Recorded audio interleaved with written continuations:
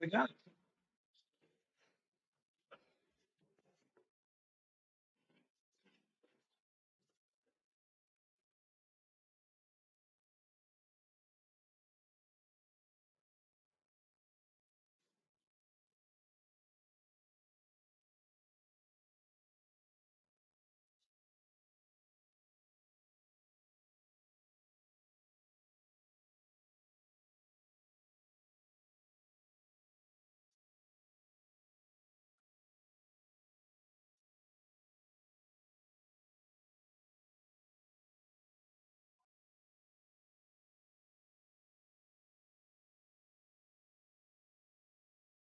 Hey guys, what's up, Shadow? All right, I'm still setting stuff up. Trying something new tonight, so bear with me. We're I don't know if this is gonna work. We'll see. All right, so let's try. Let's just go here and see what. The Institute is educating the next generation of pilots with more than. Okay. All right, so let's get rid of that. Go down here. Let's see if I'm on. I got to find my own stream. Hang on. Oh my God, this is funny. All right, give me a minute. We're working it out. Let's go down here. Anything watercraft? Comment.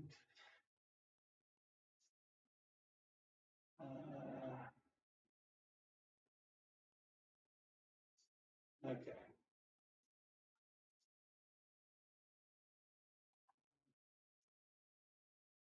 Let's try here.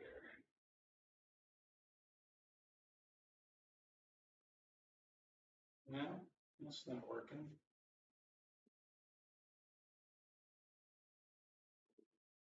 All right.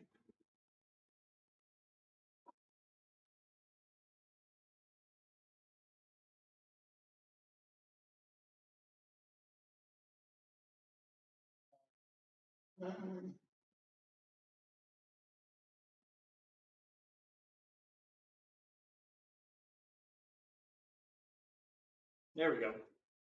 No, well, yeah. This should be it. Let me see if we're on. Okay, but I can't see the damn chat. All right, hang on. Let me change it. Hang on.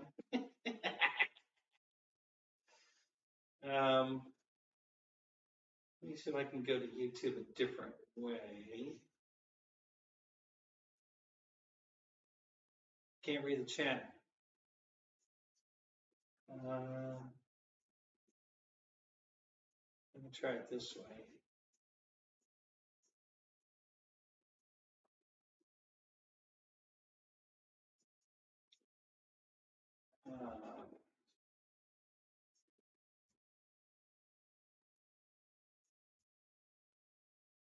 Hello, everybody. Yeah, we're setting up a new setup here. Trying something new. Bear with me. It might work. If it does work, it might be pretty cool. We'll find out here in a minute. Okay.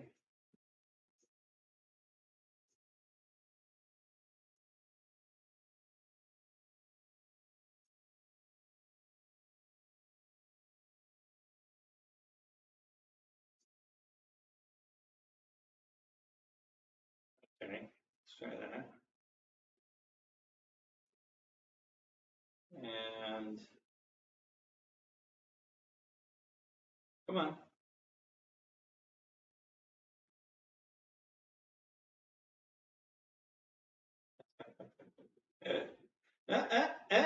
Yeah, this might work. Hang on.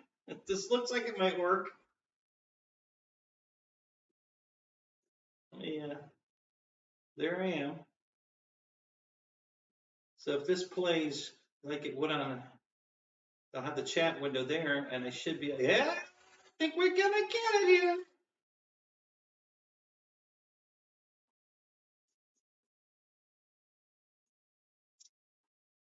I think. I think I thunked a thunk, I think.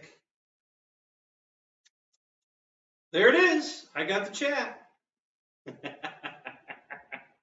I'm probably not going to be able to manage the chat very well. I'm not going to be able to go back. Well, I might be able to, but I wouldn't hold my breath. And let me try something here and see if this even works. Now, God, I think it's my TV that looks that way. Okay, all right. All right, okay. So, all right. So, what do you think, guys? How's this look? This cannot be Busman's house. No, this is Busman's ex-wife, who's now coming home to my house apartment. And this is the tree I found on the side of the road that I decorated. Well, we decorated. When I was driving the bus, I found the tree. So it really made our year, guys. I got to tell you. She threw all her trees away. I couldn't find mine fast enough. So I found this one on the side of the road. She knew where her ornaments were. So I put all the lights on it, and then we put ornaments on it, and it came out really nice. We're very happy with the tree. So, yeah. So how does this sound? Sound okay? Camera look good? It looks really blue on our TV here, but this TV's going out. So, so let's do a little roll call for what I can see. I can't back up, but I see Ken Bird's here, Jeff in Lower Alabama, Wild Bill, Shadow Ops, and JCB, Paul McNeil, and Mike Bird. That's what I can see so far. So welcome, guys. Good to see all of you. Mike SSI, good to see you. Frankie RC, good to see you, man. Welcome to the show. Yeah, we're doing something new tonight. George Watts, what's up? Sorry I'm a little late. Just got home from the field. I got 6 flights on this today. I'm going to talk about that in a minute. But yeah, so got here. This is her brand new laptop we're using that I recommended Paul to buy because it was a screaming good deal. It's a hell of a nice laptop. And it was really cheap. It was only, how much was it? 5 something? Yeah, it was normally $830 or $880, something like that. And we got it for $539 or something. And really nice, very nice laptop. And it had all of the minimum requirements that Air Marshal said you needed to play real flight or any of that. Victor, good to see you, man. So it met all the minimums, and it's super light. It's really got a lot of features. It's got a backlit keyboard, so it's really cool. So I thought we'd try that tonight. So I've got it set up on a tray table, and obviously this is her coffee table with the J65 on it, and I'm just have our big screen TV over here is on, and I'm watching it the same as you are. And I've got the same thing. You have the white chat window on the side. I'm not looking at studio. I can see studio's open over there, but I can't read it. It's too far away. So it was either this setup, or I'd have to go get my phone, which is dead, and read the chat on my phone. And this is going to work much better. So I could see this really well. And so I threw all this together real quick, and I think it's going to work okay. What do you think, guys? Thumbs up. Everybody looks good. Sounds good.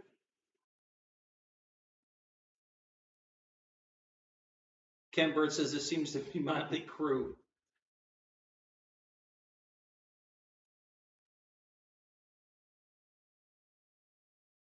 Yeah. Yep. I thank you, Ken. I appreciate that. Yeah, I agree with all that. So anybody else sneak in here? Oh, Slapnuts is here. Now Christmas isn't over, dude. We celebrated all the way to February. We're late.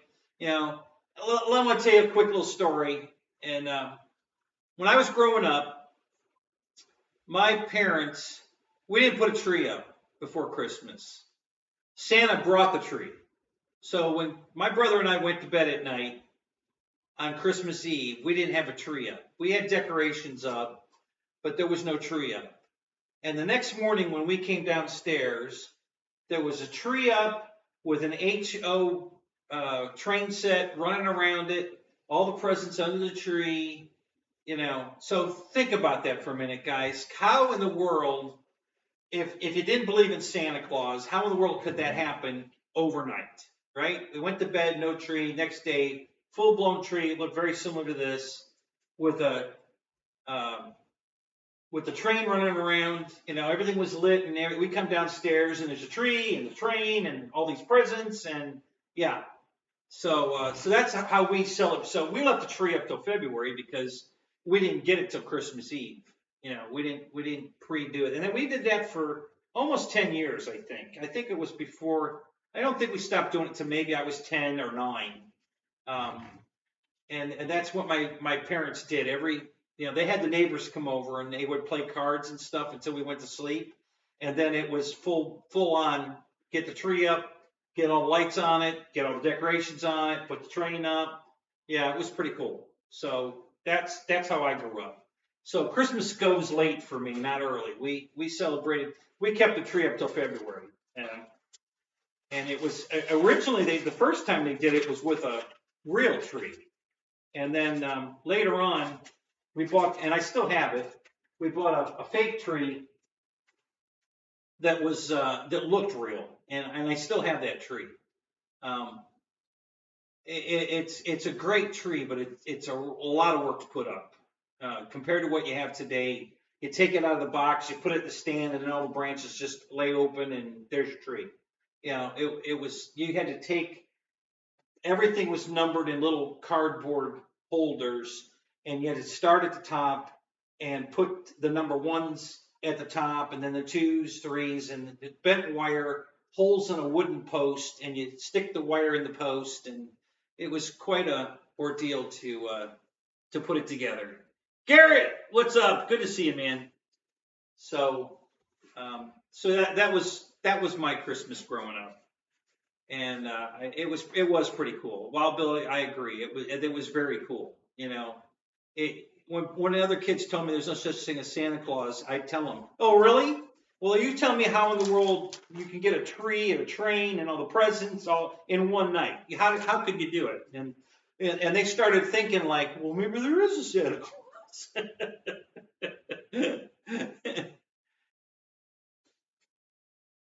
Yeah, George, they are a pain to put up, but it looked so good. It looked real. Everybody thought it was a real tree. Yeah, when people came over to the house, when we tell them it's a fake tree, they believe us. Do you have my phone over there? No, I don't have your phone. Nope, not over here. Send yourself a message on my phone or call you from my phone. So yeah, like I said, I still have the tree, and that tree I did find, but I didn't want to put it up. I've got nicer trees. I've got a really, really cool tree. Maybe you get to see it next year if I find it and fix it. It's got colored lights that are programmable. They blink to music, change colors, all kinds of crazy stuff. And then there's a bunch of white lights on the tree. Well, the white lights burned out. They were the old incandescent little pill ones that are now all LED. These are all the same. They look exactly the same, but these are all LED. They'll never burn out. So I have to take all those crappy white ones off the tree and put these new LED ones on the tree, and that'll fix the tree. Other than that, it plays music and you run the whole thing from your phone. There's an app you put on your phone, and you can change the volume and the speed of the lights, the stream of the lights, what they do. It's pretty cool. It's a really cool tree.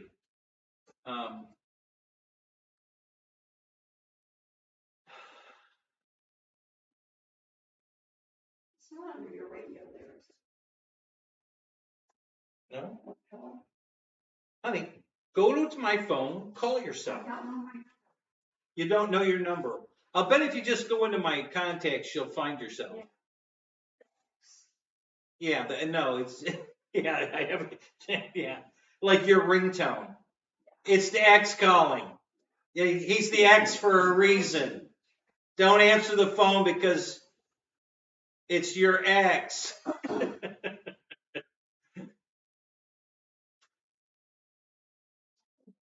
Where's the phone? There. There I am. Yeah, yeah, the candles look cool on the tree. And they have fake ones now, so you won't burn the house down. But yeah, and I like that idea. But we have other stuff, and with this, I think I told you on one of the shows about the Star Trek ornaments I have that plug into the thing. Was it right underneath? It would have been faster to pick up your own phone than mine. so anyway, yeah, there's a lot of really cool. There's these crystal icicles on this tree, and you can see them. They're very long, straight down kind of things. You can see them blending in there, and some cool ornaments. Most of this stuff's fairly new. I've got a whole bunch of old stuff that we didn't put in here yet. Next year's tree, guys, should be a real treat. If we get things set up by next Christmas, I hope to have a big surprise for you guys. So anyway, so let's get on with the show and not the pre-show. So we had a great day today. The weather was good. It started out mild, not cold. I think it was. What was the weather this morning? 50s, 60s? I think it was probably 60 degrees when I headed to the field. And it warmed up to about 77 today, I think. So it was a real nice day. It got windy and gusty windy, but so I didn't fly this right away. I was flying stuff I knew I could fly. My QQ, the RV8. I flew the twin, the King Twin. I flew that. I was flying all that around, and then later on in the afternoon, maybe around 3 o'clock, the winds really started dying down, and that's when I started flying the jet. Put 6 flights on the jet, and then right as I finished packing everything back in the truck, I mean the winds had gone to nothing. It tapered down at 3 o'clock to nothing, and then it stayed nothing until 6 o'clock. And then the winds came back in full force, and it was blowing everything. And all the planes were in the trailer, and I was just picking up the last little bit of stuff and taking the canopy down, and the winds got really, really heavy. So we had a great 3-hour window to fly in that was perfect, just perfect. So everybody at the field loves this jet. I mean, they're just can't believe how long the flight times are, how smooth it flies. The gyro that's in it does a pretty good job. It's not an Aura. Hey, Keith Christie, who hates Auras, but it does the job. It really makes this plane fly fantastic. It really smooths it out. I don't have the gyro turned up. I've got the gains. So on this particular gyro, it has 3 pods. A rudder, aileron, and elevator, and straight up and is nothing, is 0 gain, and then the more you go to the clockwise position, the higher the gains get in the correct direction for this airplane. If you have the receiver, the taper end pointed forward. Now, if you had turned it around where the plugs were pointed forward, then you'd have to turn it counterclockwise. And the more you turn it, the more the gains are. And what I ended up doing is putting it about 2:30, 1 o'clock, 2 o'clock, 3 o'clock. It was about 2:30. That's where I've turned the gains to on the aileron and the rudder. I don't have the elevator going through the through the gyro. I skipped the elevator. The elevator is plugged directly in, and that does the job. This thing is so smooth. There's no wiggling around. It's just spot on. It's on a rail. I can't believe, and nobody can believe it. They all say that thing looks real in the air when it comes flying by. They just, when it's a silhouette out in the sun, with the sun going down, and you got that into the cloud, and it's just a silhouette. I mean, it just looks like a real airplane, and everybody says that. They just love it. So I'm just thrilled. I really, really love this airplane. It's just beautiful, just sitting here, and it just flies amazing. It really does. Flight times are fantastic. I'm getting 8, 9, almost 10 minutes on 5,000 to 6,500 packs, and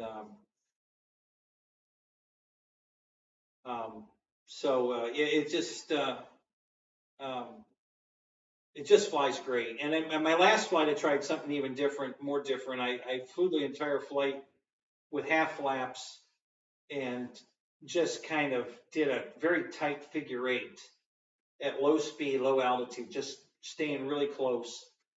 And I still got the 9-minute flight, even in that configuration, which I thought I would get a longer flight out of it. I really did, but but I was only using a 5,000 pack for that too. It wasn't a 6,500 pack. The plane loves the weight.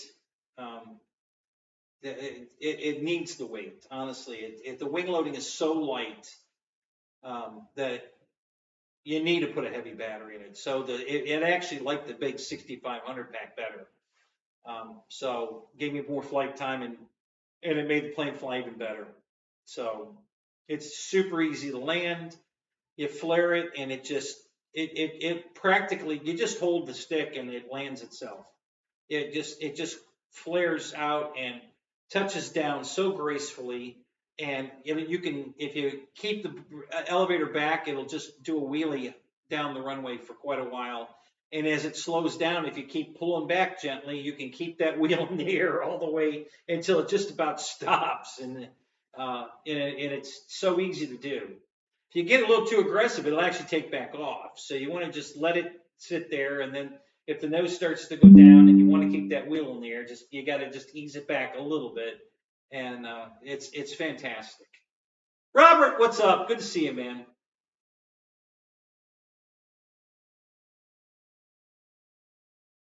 Remember, turn always loses altitude.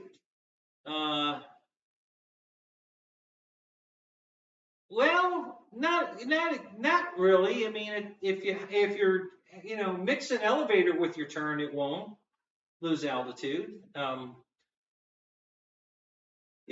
if you just turn and don't pull elevator mix with it, yeah, it'll lose altitude. But yeah, this thing is amazing to fly. It really does. It just is. It's so. You guys know I love my Taft Hobby Viper jet, and this flies just like it. But it looks so much better than the Viper jet. I mean, don't get me wrong, I love my Viper jet, but man, it don't look like this. This thing is gorgeous. These chrome rings around the motor and the decals that are on it and everything about it, it's just such a good flying airplane. Yeah, Evan, Augerton, hey, what's up? Good to see you. Yeah, my field's grass. I flew it off grass. It's got a total of 6, 7, 8, 9 flights now. And all off grass. I haven't flown it off a runway yet. That's all I fly off of is grass, and this has no problem. I the first 5 or 6 takeoffs were no flaps, and because I was afraid, because the wing load is so light, I was really afraid it would get airborne before it's really flying. So I purposely didn't try the flaps. I just wanted to get it rolling down the runway and then gently pull it off. And that worked fine. But then I decided, well, let's give it a half flaps and see what happens. So I did the half flaps, and it got off earlier, but it was flying. I didn't have any problem. It didn't try to stall or, torque roll or anything. It just did the exact same thing, just sooner. Just lifted off. It hit the gear as soon as it broke ground. It's climbing out just as smooth as can be, gaining speed. I start throttling back because I'm only at about 3/4 throttle, maybe just a little over half throttle in there. And then I flew the whole flight 20% below half throttle. Okay. And it just flies fantastic right there, just cruising around beautifully. Yeah, it's a Valentine's tree. There you go. It's got a lot of red on it. That's a good idea. Maybe we'll just leave it up and exchange a bunch, because they make it now, you know. I can buy heart-shaped ornaments, and we'll just put them all over it, and it'll be a Valentine's tree. Then we can keep it up all through February, too.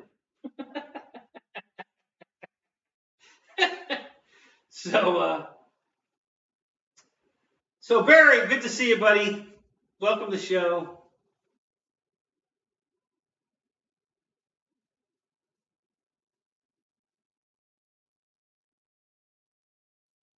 So Mike Bird, do you have one of these, or are you talking about a different jet or a different plane? Because you didn't say jet, you said plane.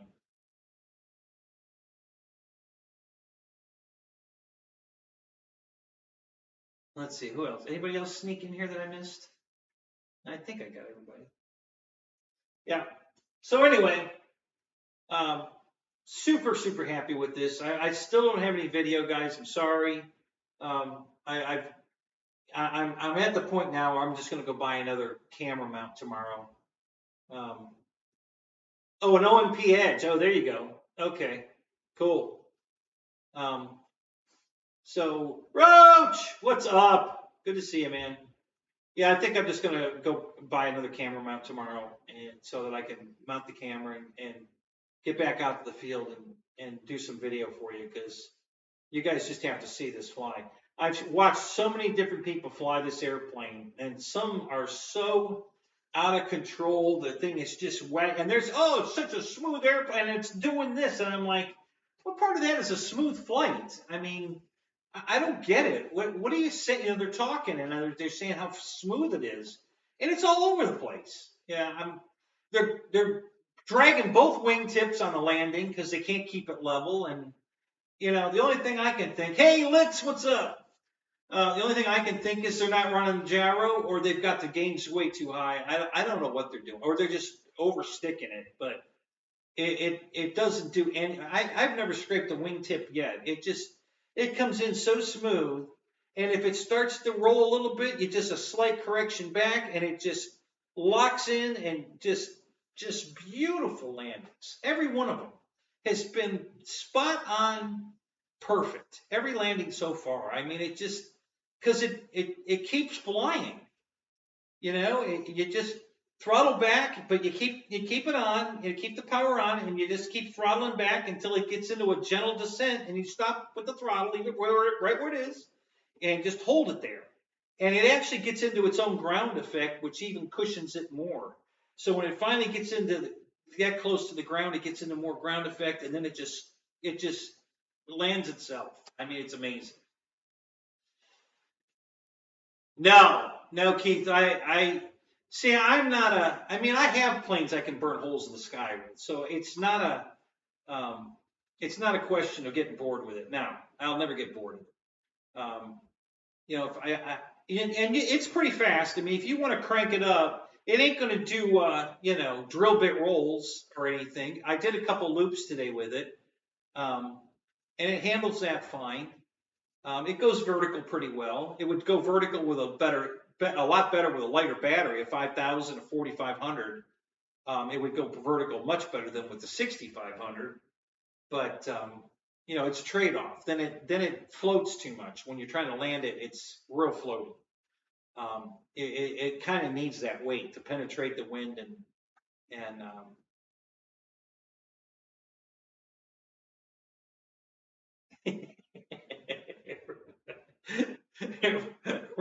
Roach is still giving me shit about my yellow Viper. One day, well, it's really my backup Viper. You know, it's there for a backup. But if nothing happens to the green one and I run out of other things to build, maybe I'll put all the equipment in it and make a plane out of it. But right now it's my spare parts plane sitting in a box. So, but yeah, but yeah, guys, I just can't tell you how happy I went this airplane. I mean, it's just so cool looking, and it flies just so beautiful. It's just amazing. So, thanks, Litz. Yeah, I agree. It's just the only thing I might do to it, I think I'm going to put a light in the cockpit because it's got blue windows in it, and I think if I backlit it so that the blue windows were lit, it would look pretty cool. There are seats in it, and then there's something up in the windshield that looks like some kind of heads-up display thing in there. That's all the detail that's in the cockpit. You really can't see much in there because the windows are tinted pretty dark. But I think if I put a light in there and let it glow out, that'll look pretty good. So I think I'm going to add that. It's got 11 lights on it, so I don't think it needs any more lights, but I think one in the cockpit might look pretty cool. So I'm thinking I'll do that, but I'm not going to do anything else. It doesn't need it. You've got your strobes and your colors here on the wingtips. There's a strobe back here on the very back that's probably not showing up very well because it's pointed away from the camera, but now you can see it on my hand. And then right in the wing root, shining on the coffee table there's one on each side, like landing lights, but they're on all the time. They're nav lights. They're on all the time. And then the nose gear light comes on and there's 3 bulbs. There's 3 separate lights on the nose gear, and one painted forward and then at 45-degree angles. So there's 3 LEDs on the nose gear, and they come on when you put the gear down. So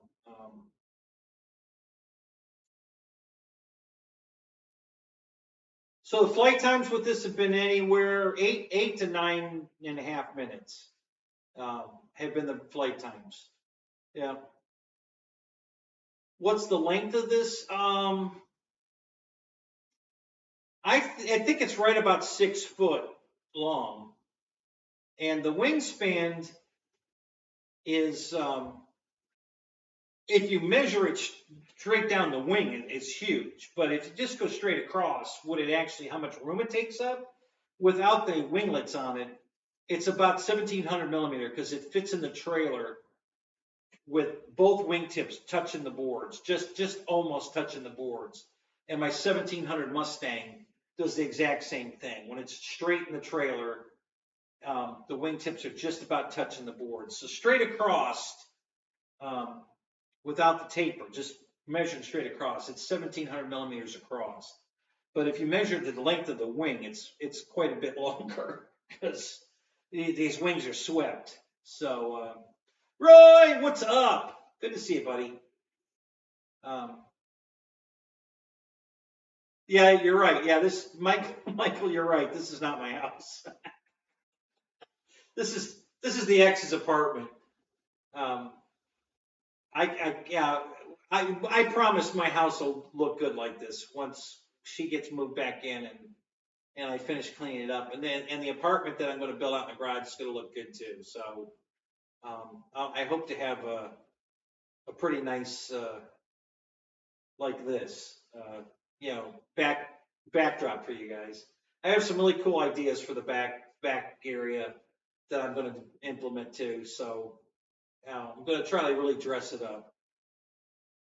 No more tent in the garage kind of studio. This is the last year for the tent in the garage. We're going to have a much better setup next year. So don't get your fill of the tent as you can this year because that's the last time you're going to see it. I will definitely have a way better studio setup for next year. So cook a dinner in the air fryer again. Oh, he loves that air fryer. Way to go, Roy. What are you cooking tonight, Roy? My Wendy's chili is sitting over there getting cold. It took longer to set this up than I thought. I forgot that I had to set up her laptop. I had to put OBS on her laptop. Then I had to do all the setup on it, and it just took way longer than I was anticipating. I thought I was just going to log into YouTube and go live, and that would be weird because I can do that on my phone. But if I wanted to manage it like a regular show, I couldn't do that. So it caught me off guard. I was like, oh crap, I got to do this, and then oh crap, I forgot to do that, and then it was it was a little crazy. But it got, we got it. It's working pretty good. I think we're doing all right. Yeah. So, what other questions you have about the jet, guys? Everybody good? Any other airplanes you want to talk about? The efficiency on this is fantastic. The wing loading is really light. So flight times, it's no problem getting 9 minutes. You can go full throttle if you want, but it really doesn't change the speed that much.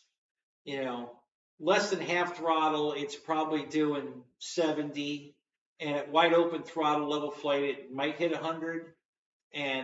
But your flight times are going to be 3 minutes at wide open throttle, or if you cruise it back to a beautiful cruise speed, which is what this jet looks right doing. You can easily get 9 minutes. So, it's pick your poison, and if you want to do a mixture of both, 6 minutes should be very easy to obtain, which is pretty good for a jet. You jet guys know that, when you can achieve those kind of flight times with a jet, you're doing pretty good. You cooked a ribeye steak in your air fryer. So you really like the way a steak cooks in an air fryer. I'll have to try that. I haven't done that yet.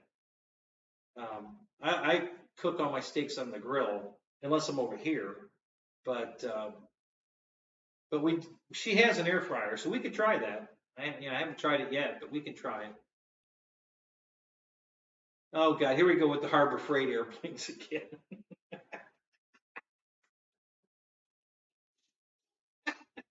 Michael, you're a nut. Harbor Freight's coming out with a Gulfstream. It's going to be much smaller and shittier.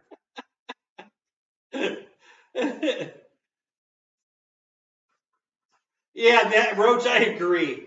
Cooking a steak in an air fryer sounds like a waste of perfectly good meat.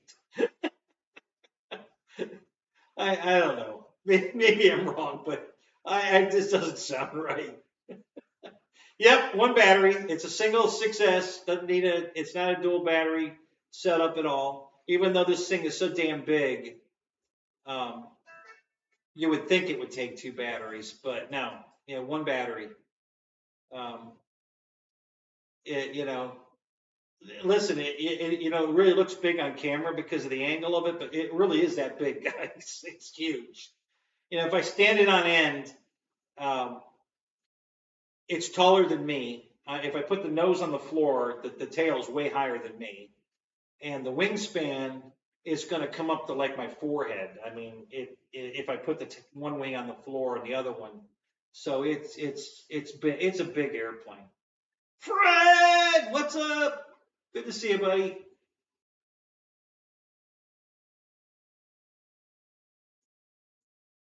Right. I agree, Ken. Best steak is done over an open flame. 100%. Roach had New York strips on the grill last night. Good for you, buddy. Yeah, I try to eat a lot of steak. We had rotisserie chicken last night. And tonight I really haven't. I had not even a quarter of a Cuban sandwich, and I heated up chili, but I'm not eating it because I was too busy getting this ready, and now it's over there getting cold. It's all right. I'll reheat it later. So who else? Anybody else jumping in? Fred's here. So yeah. So tonight I thought I'd try to dress this up a little bit while the tree was up and everything. So and this is exactly what I planned, and it worked. It took a minute to get it. It didn't all come together perfect, but Shadow watched me put it together because he was the first one in the room. So, I was still setting up, and because I couldn't get, until I went live, I couldn't see what the camera angle was, and I couldn't put it on the TV until I went live. So I couldn't even set this up so I could read the chat until I went live, and so I had to go live and then figure out how to get this set up, but it all worked out. We're doing good. I like it. It came out pretty good. I think this is, and the sound's good. Everything sounds and looks good. The picture, our picture looks terrible. This TV, it's all we see is kind of blue. There's a couple of spots where we see color, but other than that, everything's blued out. And you can kind of tell that because if you look at the wall behind the couch, the wall looks blue because that's what's coming off the television. So I'm not giving any credit to what I'm seeing. What I can see on the way over there, the tiny little, colors look good. So the camera on this laptop is pretty good.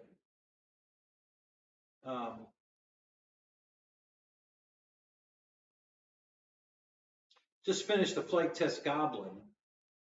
Started 3 years ago. You're gonna test flight tomorrow, okay?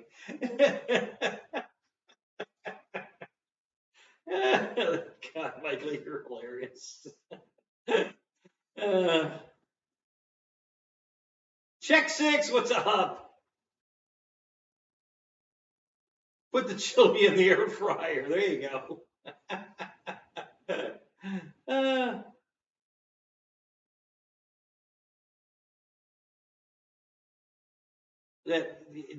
Juno, what's up? You think the Christmas tree would eat your RC plane? It's going to come to life any second and just grab it. Yeah. So what looks blue, Mike? The whole everything, or just the back here? Is the plane? The plane might look blue because the reflection of the TV is probably reflecting right off the white fuselage. So that probably is making the plane look blue.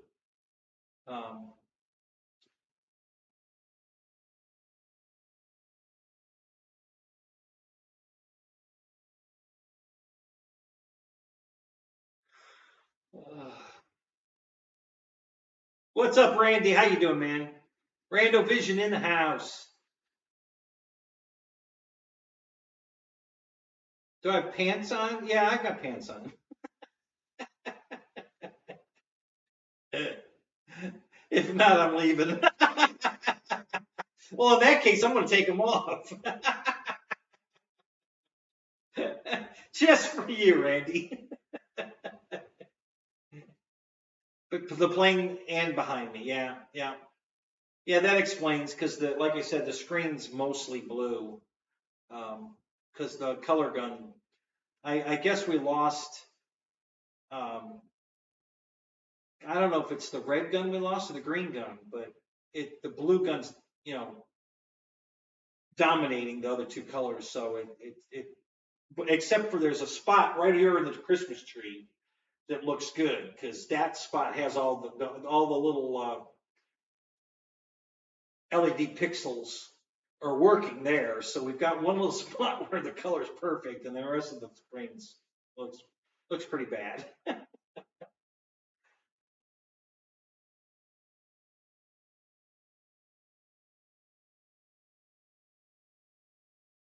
Yeah, there you go.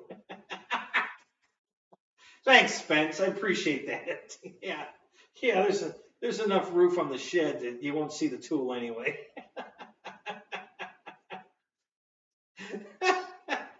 Oh my God. That's funny.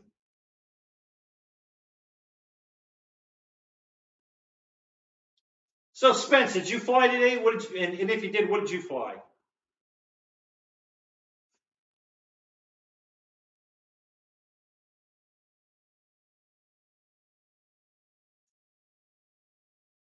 He's about to run. Oh, hey, listen, look, pants. All right, I got pants on. I'm wearing pants. You're good. You don't have to run away. We're good. I got pants on.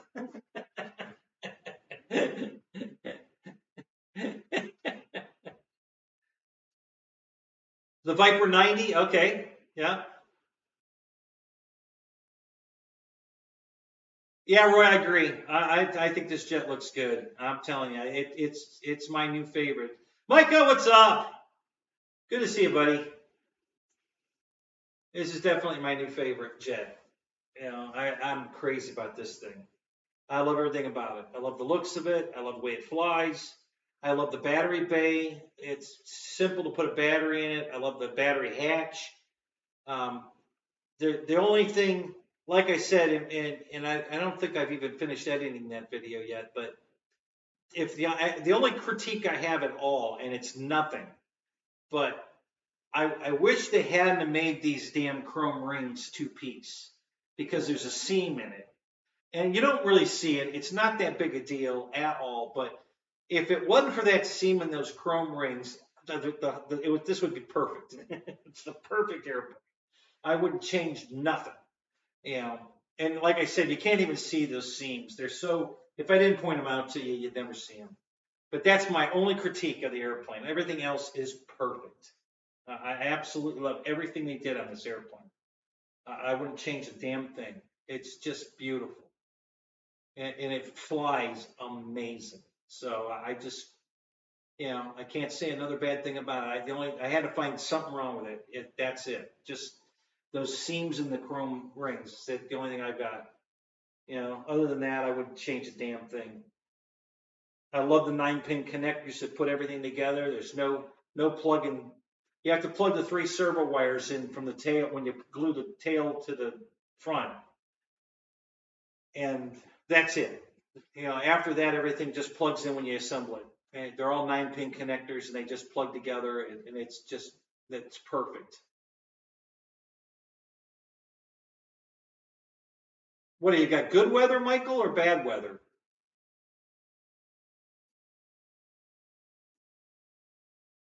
Yeah, I flew 11 packs. I charged. I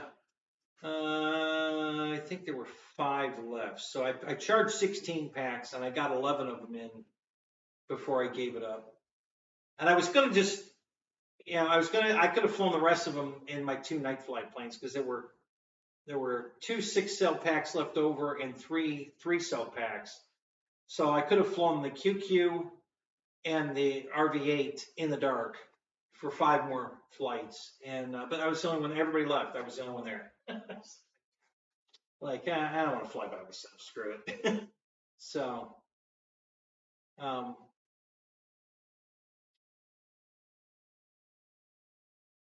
So I missed a comment that ran through too quick, and it was somebody just jumped in the room. Who was that?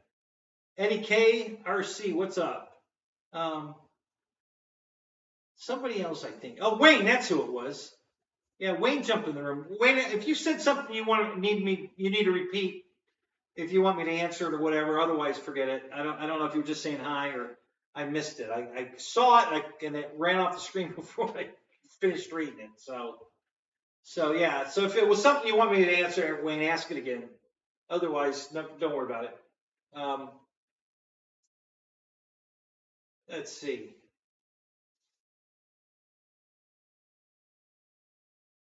So yeah. So that's anyway. Yeah, and I put it on my Radio Master, flying a. No, I've got a real FreeSky receiver in this one, but they're the same thing. They're literally the same receivers. That's why they had to quit making them. FreeSky sued Radio Master for the copyright on the receiver, so they stopped making them. But they both do exactly the same thing. All my telemetry works. Everything is the program's exactly the same.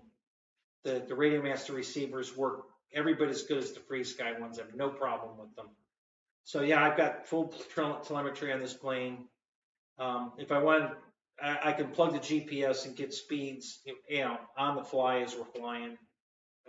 I don't mess with the GPS anymore because I really don't give a crap. I really got the GPS to do more glider work than anything else. Yeah, it's kind of neat. Every once in a while, throw it in an airplane just to get a speed reading on it. But I really bought it for finding thermals because I've got a Vario and the GPS I can put in a glider if I really want to hunt some thermals. But other than that, you know, I don't mess with that GPS too much. You may fly a float plane tomorrow. What's the temperatures there right now, Michael?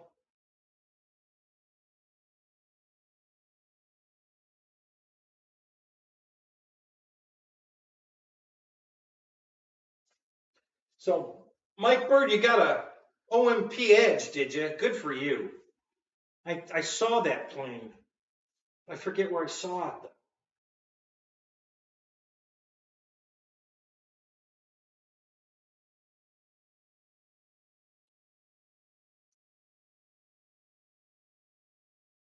Yeah, foam tack and super glue all day weekend.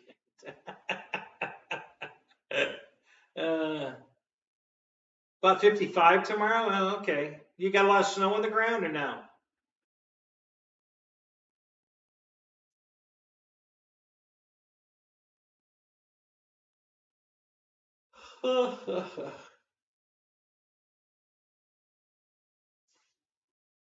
It's usually -10. Oh God. Well, then you are having some great weather right now. Wow, that's fantastic. Yeah, if you've got snow on the ground, the floats will do great in the snow. They're awesome in the snow. So yeah, if you've got some snow on the ground, you'll be styling.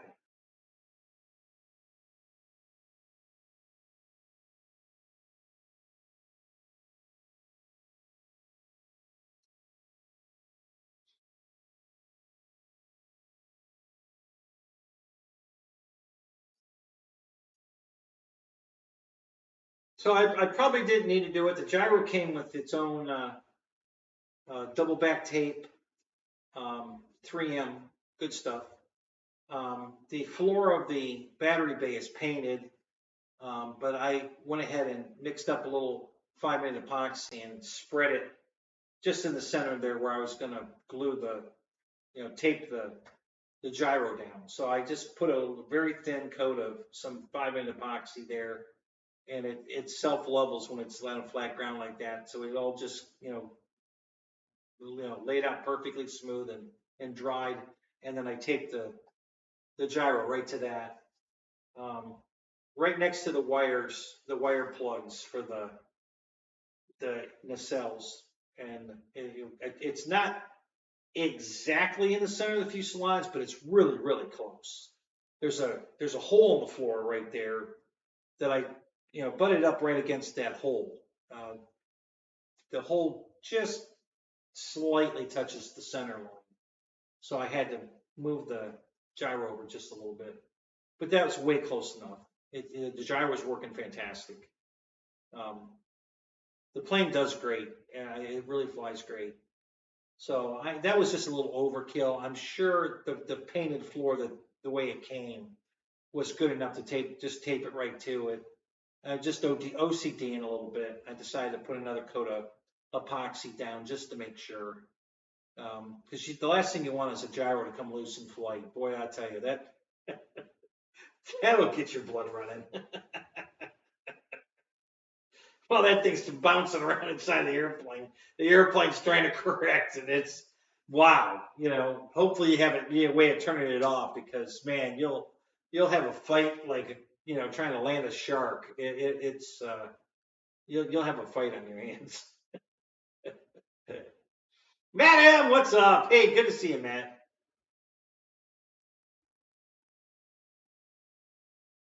Yeah, the plane lights up like the tree.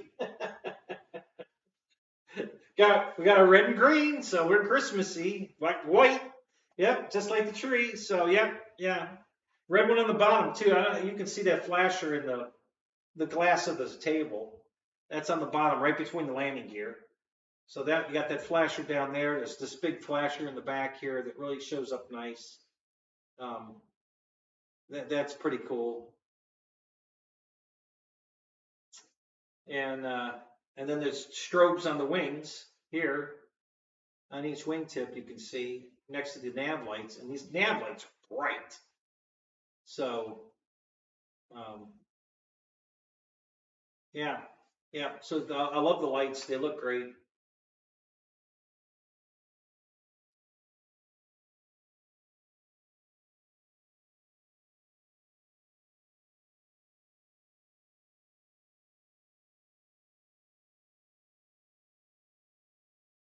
Oh, Fred, yeah, I don't know how you do it. I left that weather. You know, when I grew up in Cleveland, I had enough. That's why I'm down here. I hate winter.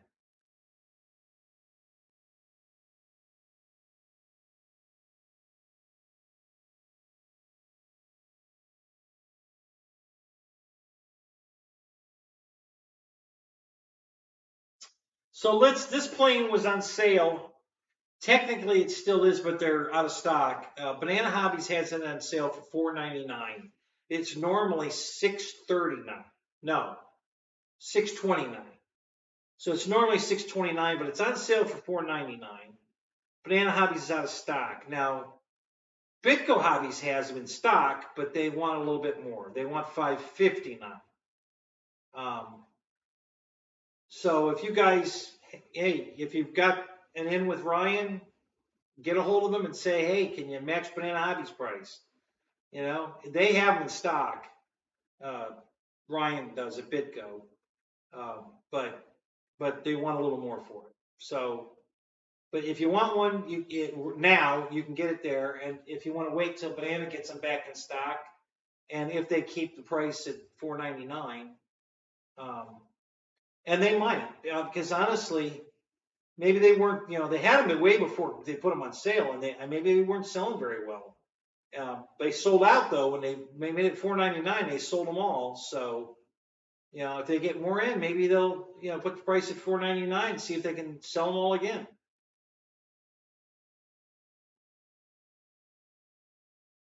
The air fryer makes everything groovy.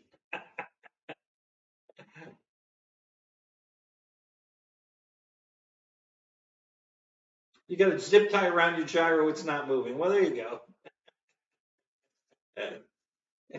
Yeah, but didn't your plane fly into a tree like 3 years ago?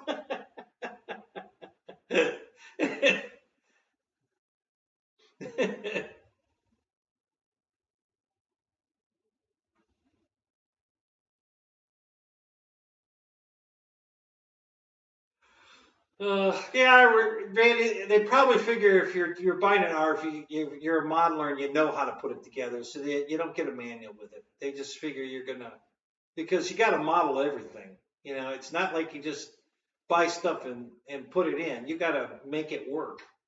You know, the motor you pick, you got to make work and so on. So yeah, it's a great deal. That's why I bought it. Listen, I also won a Banana Hobby $50 coupon at the EJet event in February. So I had another $50 I could use. So $4.99, another $50. That brought it down to $4.49.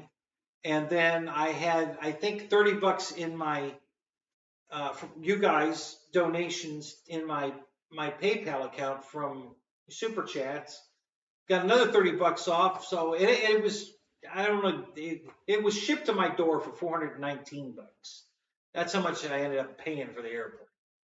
And so that, I can't thank you guys enough. You know, every time you guys send me a couple bucks, it goes for something great. And I can't thank you guys enough for the support. It's fantastic. So thank you. So here's the fruits of your generosity. Is this beautiful airplane? So you know, I don't go buy beer or dope with the money. I either buy a camera for the show or whatever, or a plane. You know, something that sticks to the show. I don't spend the money on anything else. So, you know, so I can't thank you guys enough.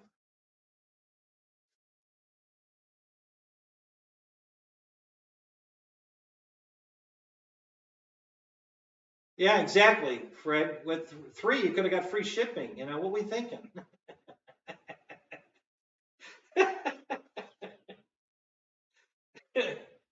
Yeah, we're gonna kick that joke to death. I swear to God.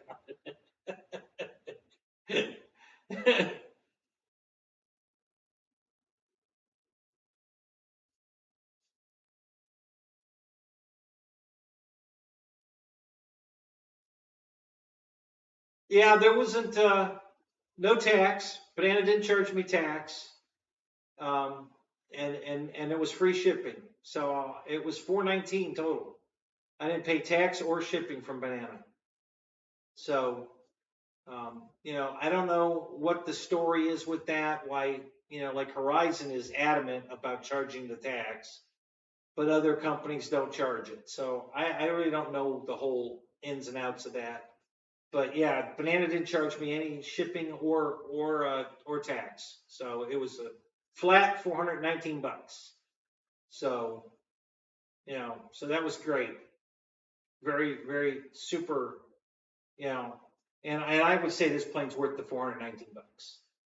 You know, when I start, you know, on all the planes I get, guys, I always evaluate, you know, price to, you know, bang for buck, you know, and, you know, I probably wouldn't have paid $630 for this airplane because that's kind of really too much for me. I really don't want planes that cost that much. But at $419 for this one, I was in. You know, I wanted it at that price. So still no tax at Hobby Zone. I don't know. Wow, Bill, you got a question mark there. Are you asking a question or do you know? I don't think Hobby Zone's charging tax yet. I haven't bought anything from them lately. But the last time I bought something from Horizon and did pay tax, I did not pay tax at Hobby Zone. So, but I don't know if they've changed it or not. John Grant. Oh, Greco. John Greco. Good to see you, man. Welcome to the show. Yeah, thank you. I think it looks good too. I'm loving it. I got to tell you, I really do.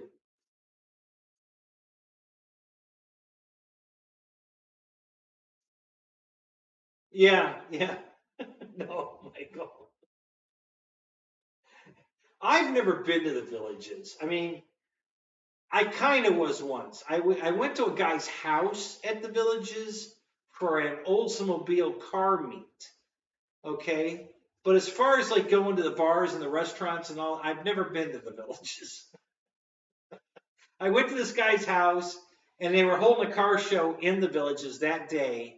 So we met there, we had a little meet and greet and a little bit of food. And then we all got in our cars and we drove to the car show and set our cars up. And that's the only time I've ever been to the villages. Now I've been meaning to go up there. Well, actually, I'm not going to have to now. Because Boozer, you know, Chuck, Papa Boozer, he moved down next to Wesley. So they live next door to each other now. So they go to the Lark Field. So I don't have to go fly at the villages to go hang out with Wesley. I only have to go to the Larks Field to go fly with Wesley. So yeah, so so I don't have any reason to go to the villages. So unless there's another Oldsmobile meet and they happen to call me again, but other than that, no. So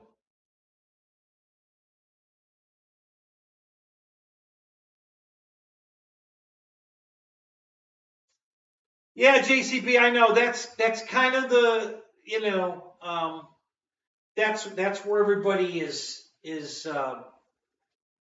you know bending the rules sort of you know so I guess because Hobbytown is an affiliate of Horizon, that's how they're playing it, that they have to charge tax because of the hobby towns. I don't know, or any hobby shop that's you know an affiliate of Horizon. Yeah, I don't know, but yeah, I know that's the consensus anyway. Um, so Hobby Zone, they don't have any affiliates. Neither does tower. You know, I'm wondering, do you guys get charged tax when you buy anything from Tower Hobbies? You know, I really hadn't thought of that. Do you guys get charged tax from Tower? Because you shouldn't.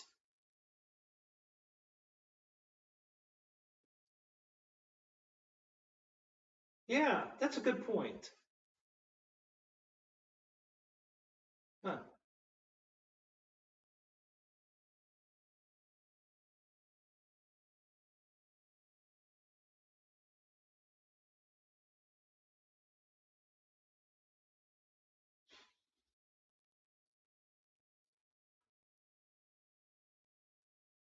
Yeah, yeah, Randy. I with Randy. You know, I'm in shape. Round's in shape. Despite what you guys think. Uh-oh. What happened? My chat window went away. Oh, the TV's trying to go to sleep. Why is the TV trying to go to sleep? You know, we're here. The hell? Okay, we're back. Yeah, the screensaver came on. That was weird. I don't know why it's trying to do that.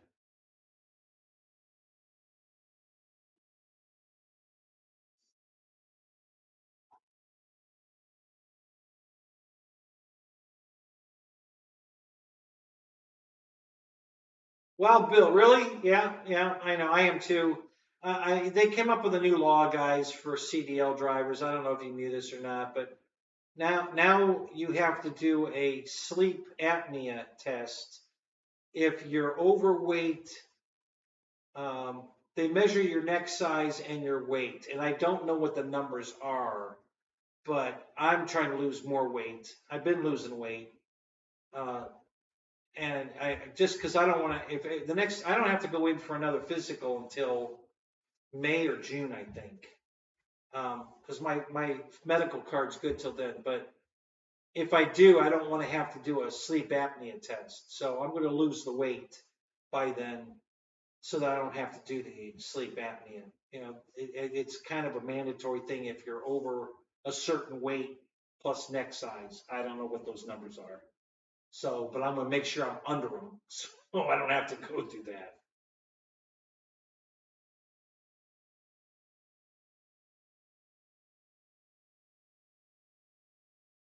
Litz, you're out of here. All right, buddy. Hey, let me know if you buy one of these planes, man.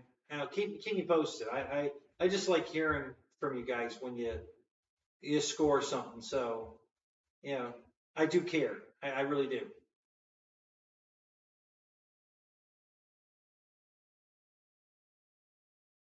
OTR?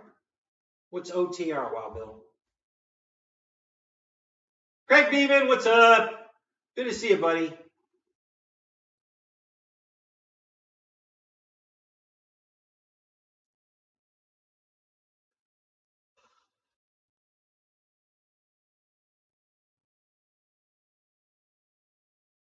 Yeah, Michael, I'm trying. You know, it's a lot easier now that Barbara's gone because that's all she wanted to feed me. You know, carbs, you know, sweets, you know, everything. She just bought so much crap that I kept telling her, listen, steak and eggs, that's all I can eat. Steak and eggs, steak and eggs, steak and eggs. She didn't give a crap. She wasn't listening. So and when I first met her, I put 15 pounds back on. Great. So I had to dump that 15 just to get back to where I was. Um, oh, over the road. Gotcha. I gotcha. Thank you, Wild Bill. Um,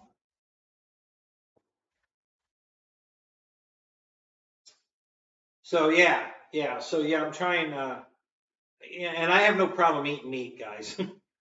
I love meat, so it's not a stretch. I can eat meat. Um, I don't need anything else. I don't get cravings for French fries or that bullshit.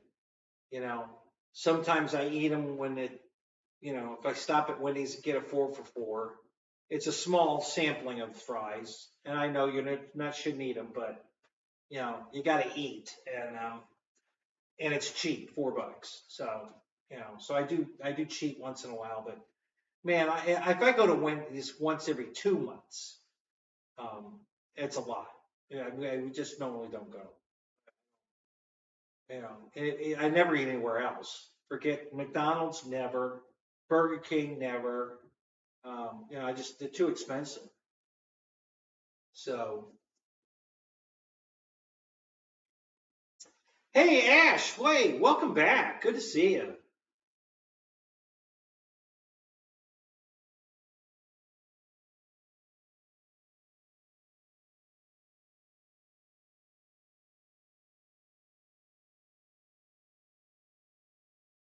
Oh, absolutely, Fred. 100%. 110%. Absolutely. No, Ash, they're really not. You know, the price of these planes, listen, one of the guys at the field today brought out a brand new plane he bought and put together, and he had way over $5,000 in this 92-inch biplane. I forget the name of it, but the servos were $192 a piece. And I think, let me remember, I think there was 1, 2, 3, 4, 5, 6, 7. I think there were 8 servos in it at $192 a piece. So there you go. Yeah, I just looked at him and shook my head, and I'm like, God bless you, buddy. I'm so glad you can buy these airplanes just so I can look at them. But that's nothing I can afford. You know, this plane was under 400, under $500, almost under $400. It was $419. So in the RC world, that's a really good price. Hobby King has some killer deals right now that are great prices. You know, I've got this beautiful Baron, or no, I think it's a Baron, the King Twin, and it was $269 at one point, which was a screaming good deal. So yeah, that's not expensive. You know.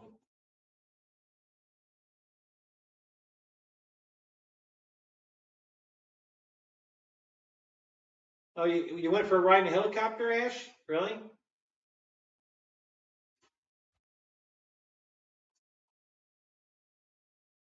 Yeah, Michael, you're almost. You're close.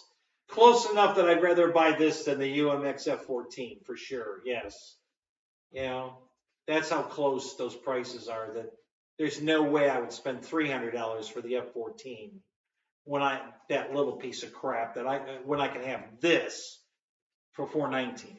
So well worth the extra $120, $119. Yeah, well worth it.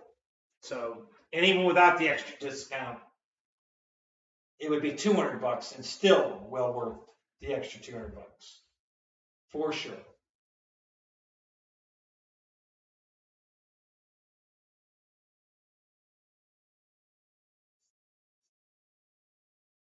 Well, that's true, Mike. That's true with everything in life, you know.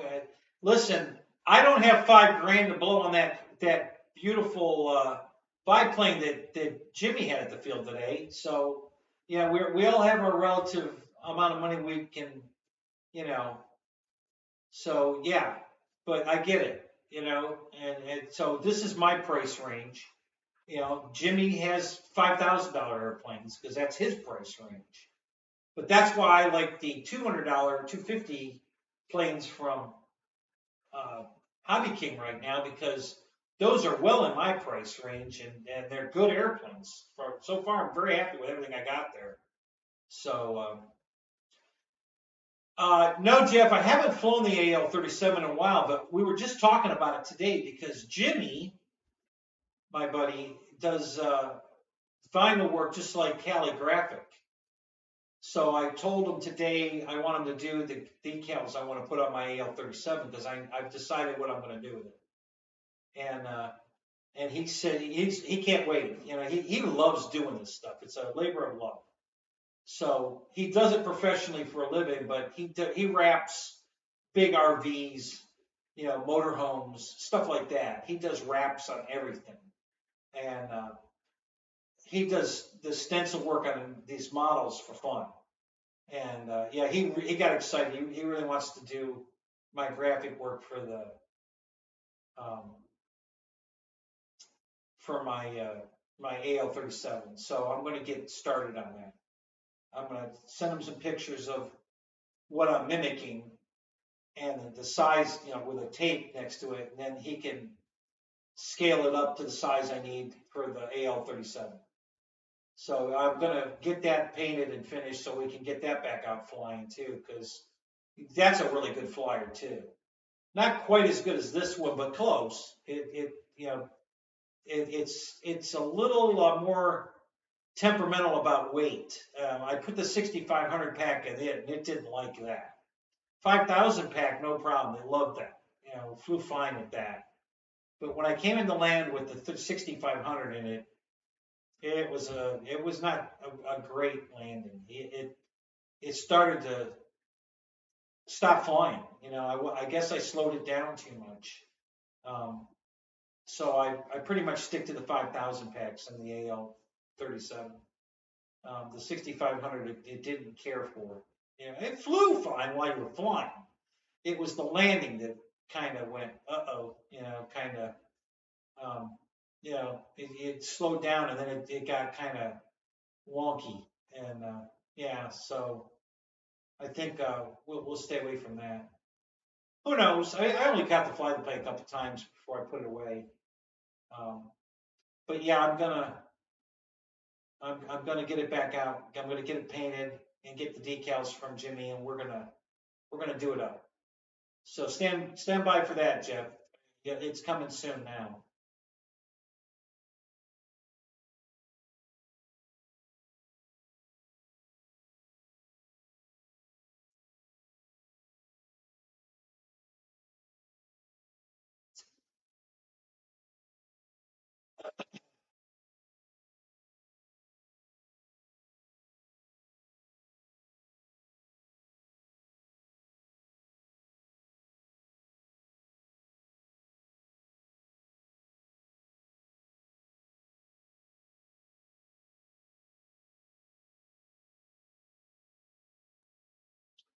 Rogers RC, what's up? Good to see you, buddy. Welcome back to the show.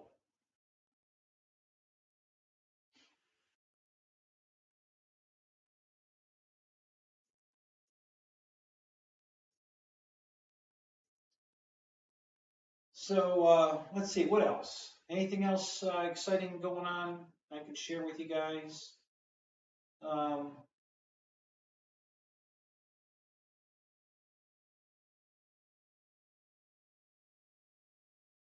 I think most of you knew I had a bus accident with the bus.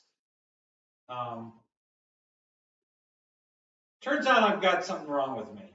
I have no idea what, and I know a lot of you guys are going to say, oh, we already knew there was something wrong with you. So, yeah, I know. But yeah, I've had 2 nights, Wednesday and Thursday night were not good nights on the bus. I had to be taken off the bus. I don't know what's going on. I went Friday, I went to see someone, workman's comp, to go get some tests done. They couldn't do it where they sent me. Well, first they didn't send the paperwork, and they were booked solid. So Friday was a total waste of time to even drive over there. Went home, went back Saturday morning, spent about an hour and 45 minutes there, and they still couldn't do anything because the workup they needed, they don't do. And I'm like, well, then why did they send me here? She says, I don't know. I said, well, can you call them and find out where they want to send me? And she called them and came back in and told me that there's nobody in the office on Saturday that can tell you where you should go for tests. So, so that's yeah. Well, Bill, I'm trying. Thank you. Yeah, I want to. Listen. I need to work. I don't have money to retire yet, so I got to work. And if I can't continue to drive the bus because of my condition, that's going to suck. So yeah, so I got to go get checked out and find out what the hell's going on. I feel fine. But 2 nights in a row, I had an incident on the bus that I cannot explain. And so I got to figure out what's going on. Not COVID. We've checked my temperature. I'm not running a fever. I feel fine. No breathing problems. No headaches. My back hurts, but it really hurts when the shivering starts, which is what happens on the bus. And then my lower back really hurts. And then I get a headache, and I know I'm getting a fever then too, because I can figure it. Yeah, that somebody else said that too, Brian. I've never had any kind of sugar problem, and I haven't checked it recently, but I don't think I have a sugar problem. Could, and that's what they're going to find out. They're gonna check it. But yeah, who knows? I mean,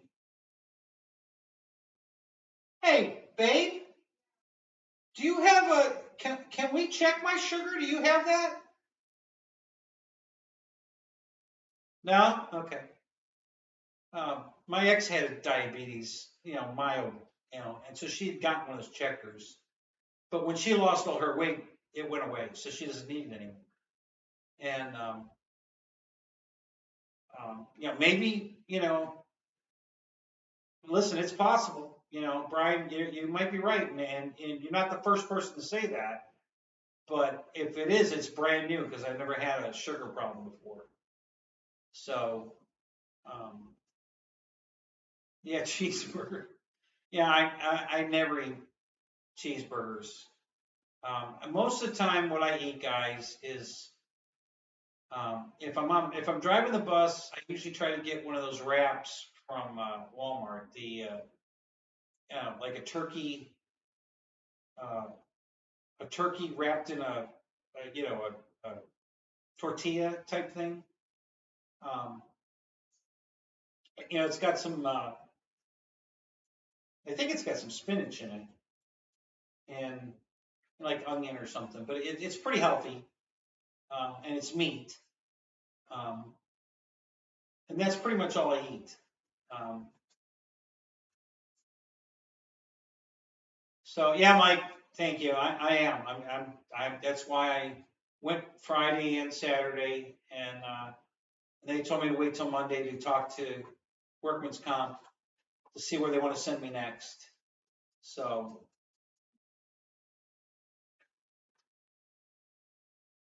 Right. Exactly, John. Yeah. Yeah. But it's so weird because it only happens while 3 hours into my shift on the bus. It hasn't happened. I haven't changed anything. I'm still taking my same meds I've been taking. I hang out all day. I went flying all day today, and no issues. But I got on my bus and drove for 3 hours, and then all of a sudden, bam! I've got this shivering, thing, and it all starts. And it did it 2 nights in a row. So, I would think if I had a sugar problem, it would be popping up more than just then. So, I don't know. I have no idea.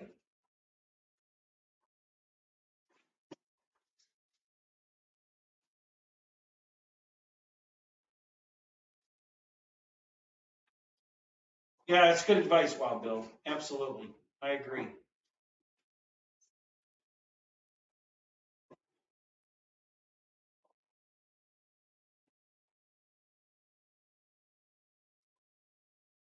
Yeah, Fred. I'm definitely making changes for sure. Um, I've had a weight problem my entire life. Never had a sugar problem, but I've had a weight problem my whole life.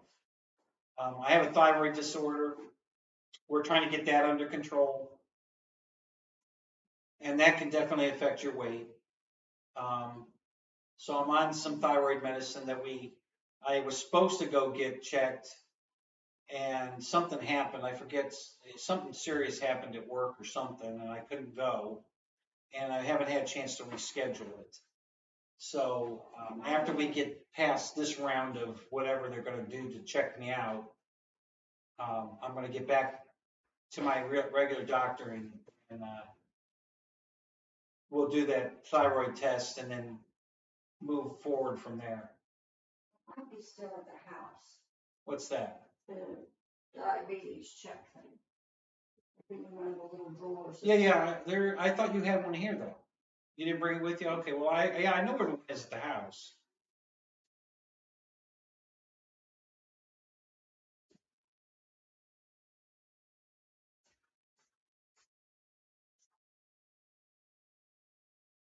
Yeah, and that's, Michael, I'm thinking that might be it.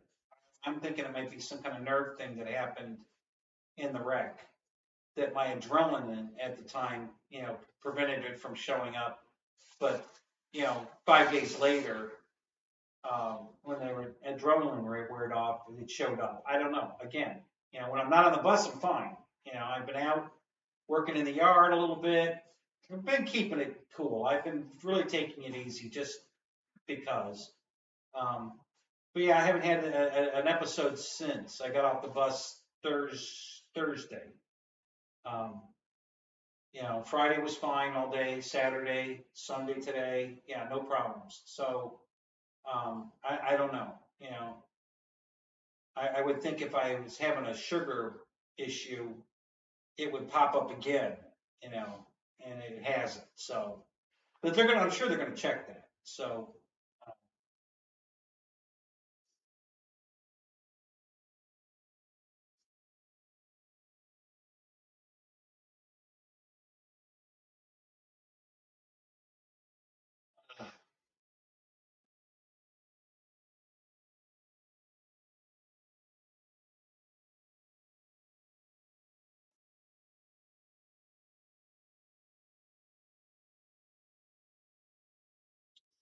yeah, Roy, I thought of that too. Deb and I were talking about that earlier. Maybe I have some kind of PTSD going on that I, don't know, but maybe getting on the bus triggers that. I have no idea, but we've also talked about that. Very possible. Again, I don't know. I don't know. But I want to find out. That's why, I made them get me off the bus Thursday because I can't. I didn't. One of my riders said, "Why are you shaking?" I said, "I don't know." And that's not a good thing. You're driving other people around. Their lives are in your hand, and you're shaking uncontrollably. It's not a good look. So I wanted to get off the bus. So they got me off the bus early, and I went home, went to sleep, slept for 12 hours. No, I only slept for 2 hours, and woke up soaking wet. So I've been feverish while I was sleeping, but felt better, but not relaxed, or I was still tired, like wore out. So I went back to sleep, and after I got some more sleep, I felt pretty good after that.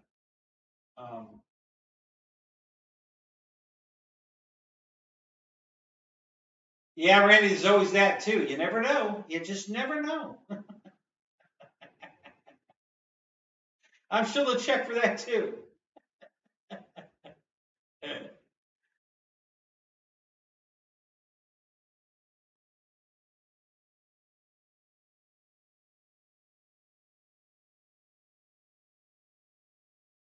Yeah, there you go. Keep eating steak, Jake, and you won't shake. There you go. The Fred Barron RC is a poet, and he didn't know it.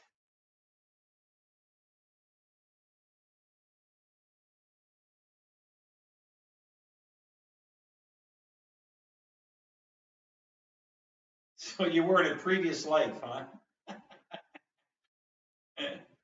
uh,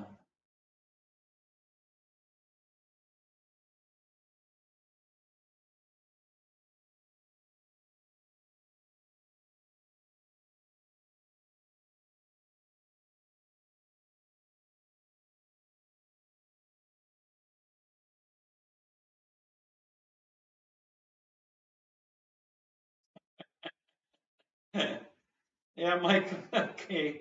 Yeah, I'd stay away from that bargain Rolex.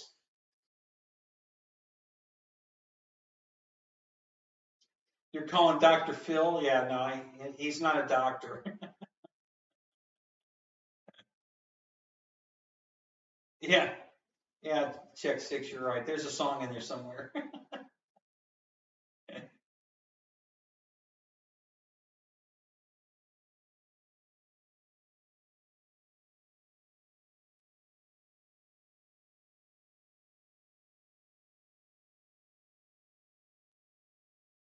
I don't know, Michael, are you having those wants? Do you need to get a dress and some heels? I don't have that problem.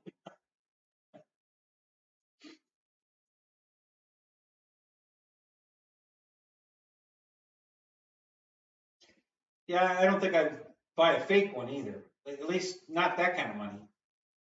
Yeah.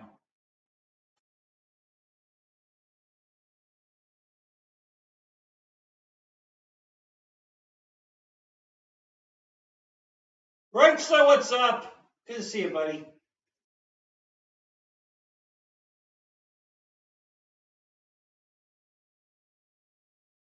Juicy fruit.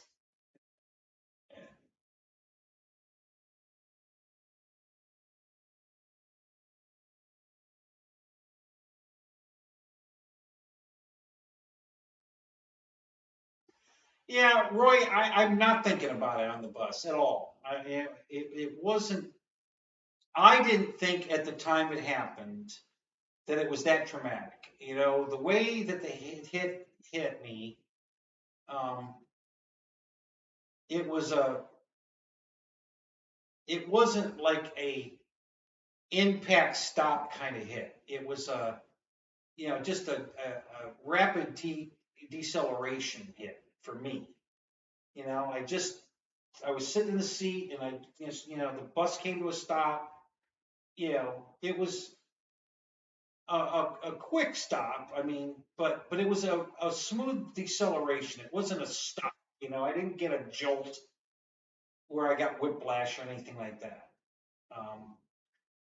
I mean, I did to some extent because of course, my neck went forward as the bus, but, um, and my neck does hurt a little bit, but, I wasn't going to do anything. I felt fine. I finished driving at night. They took me to the doctor just to do the drug test because it's a CDL. So I had to blow alcohol, uh, breathalyzer, and then they took urine sample and they tested everything, and I was clean, of course. So they said, "Do you want to go back on the bus and finish the route?" And I said, "Well, if you want me to, I will, sure," because I know one of the guys has to get up. He has to report to work at 4 a.m. and he's covering. And by the time the accident happened about 3:40 in the afternoon, and I didn't get back on the bus until like 6:30. It was 6:20 actually. So it was over 3 hours of mucking around. And so I got back on the bus, and not the same bus, obviously. They brought me a recovery bus, and I finished the route, no problem. Next day, I went into work in the afternoon and drove that whole route, no problem. And it happened on Wednesdays. That was Thursday I did, Friday I did, and Saturday I did. And no problem. And then I was off Sunday, Monday, Tuesday, and got back on Wednesday again. And Wednesday night I had the issue. And then I thought, maybe I had the air conditioning too cold or whatever. But then it happened. And so I didn't get real excited. I was upset that it happened, but I wasn't real excited because I kind of thought I had an explanation for it. But Thursday night I had the heat on, and it happened again. And then I got worried. I'm like, okay, what's wrong with me? What's going on here? Because this is not right. And that's when I got, upset that this is happening. So that's when I, said, okay, we got to do something. So that's what we're doing. We're working it out. We're going to see what we can do.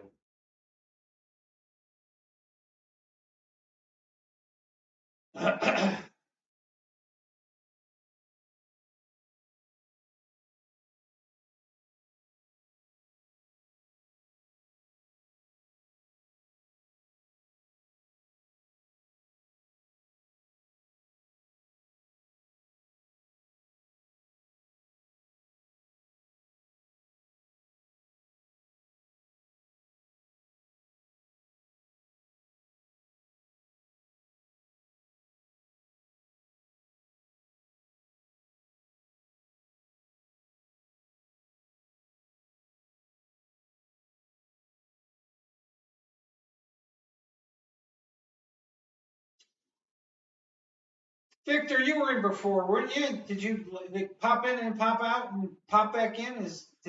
Or am I still delusional from the hit?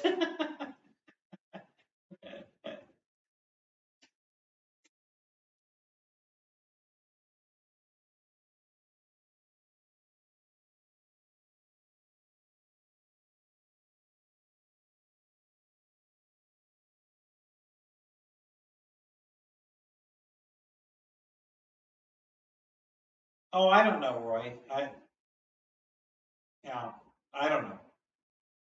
Doesn't matter what I can claim all kinds of crap, but if the doctors find I'm full of shit, I know you guys already know that, but the doctors don't know me. So once they find out I'm full of shit, then it'll all work its way out. So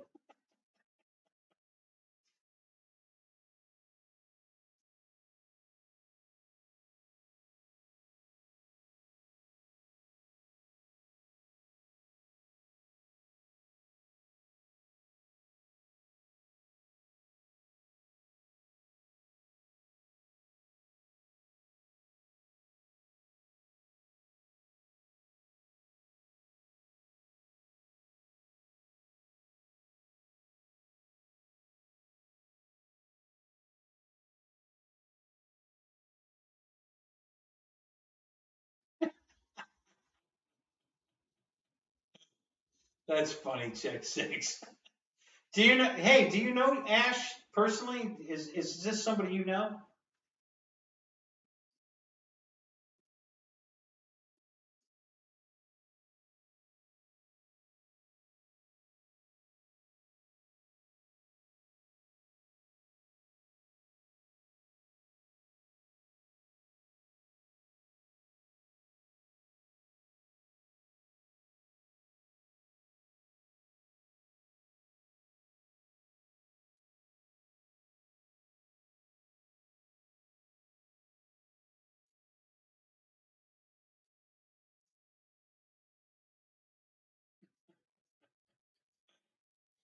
Oh my God, Michael, you're hilarious. Yeah, I think we all knew that.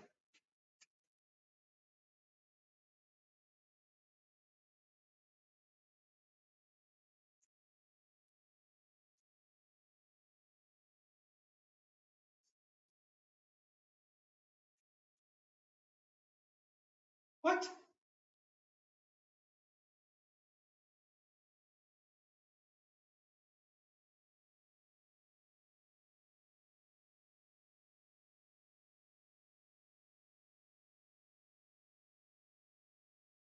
Dog's eye and a can of Coke. I don't know what that. You see a dog's eye somewhere, dude? What the hell are you talking? Yeah, there's a can of Coke here. I don't know. I don't know what the hell you're looking at with a dog's eye. Is that some kind of British humor, Australian humor, whatever? I don't know. Ron for the Hills, what's up, buddy? Good to see you.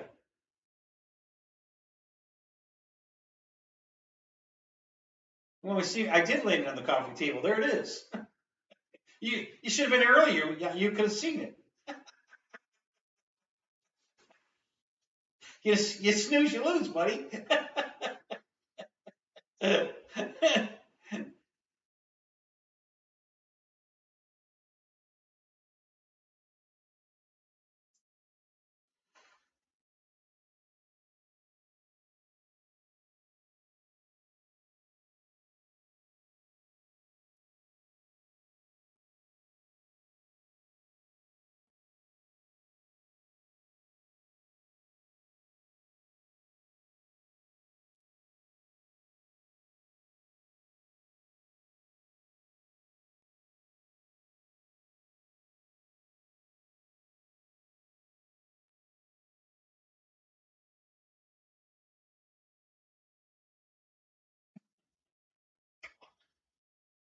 All right, Randy, that was horrible.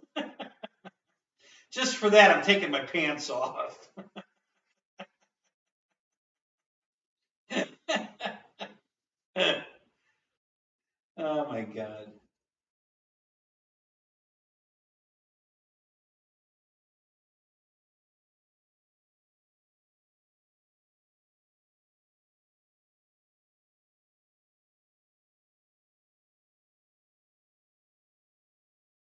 They're moving it to Fire Island.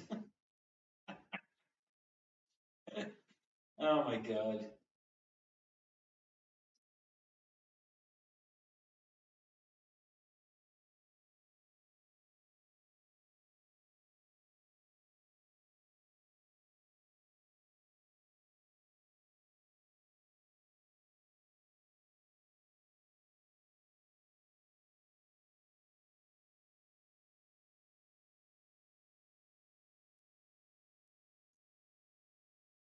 They're coming to get me? Oh. Oh, us. You too then, huh? Yeah, they're coming to get us? All right.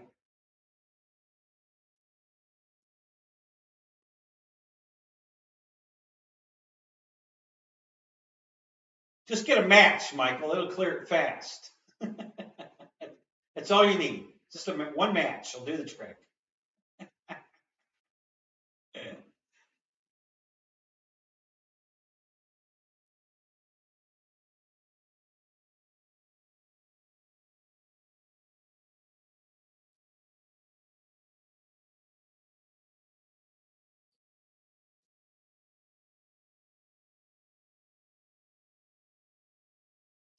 Oh God, Wild Bill. No, I haven't seen them. What do they look like? Carpet Stain Island? Oh God.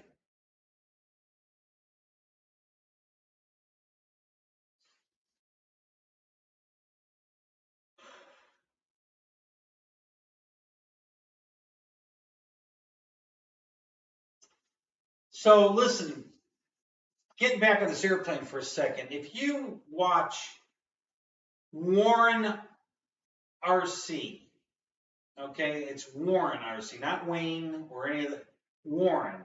Warren RC's flying this plane in a bunch of videos, and that with the way his flies is how mine flies.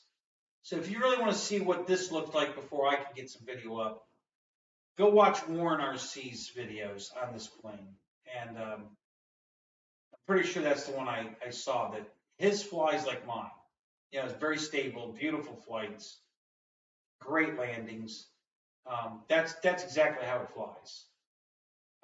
If you watch a lot of different ones, you're going to see all this wing waggling crap and you know, runway incursions and all kinds of crap. That's not how it flies. So yeah, if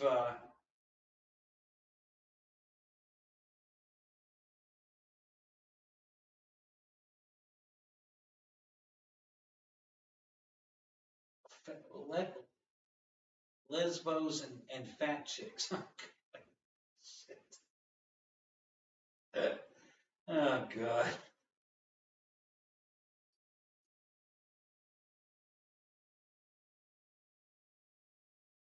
Yeah, $20 is $20.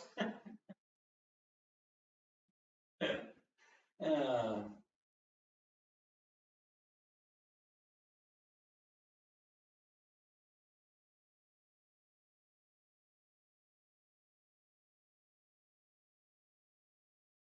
is that right? Oral Roberts? Is it?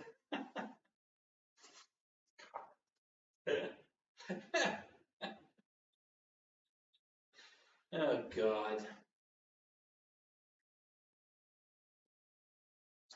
Is that where we've come to? We're going to start telling jokes. All right, I got one. I might have told this before, but I'll try it again. What the hell? You guys are in the mood. So, a carload of gay guys and a carload of gay women leave California for New York. Who gets there first?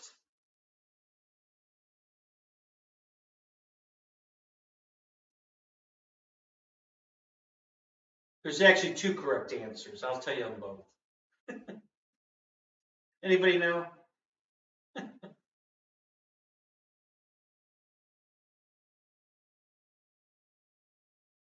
So Bill wants to know who, and nobody else is commenting. Okay. All right. So the original answer was, the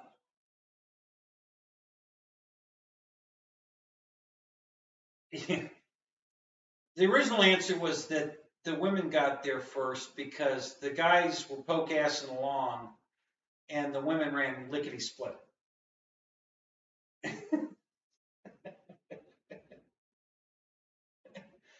Okay, so that was then I made up a new answer because I had a funny, it came to me. So I said, no, the guys won first. And they said, well, how do you figure? I said, well, the guys already had their shit packed.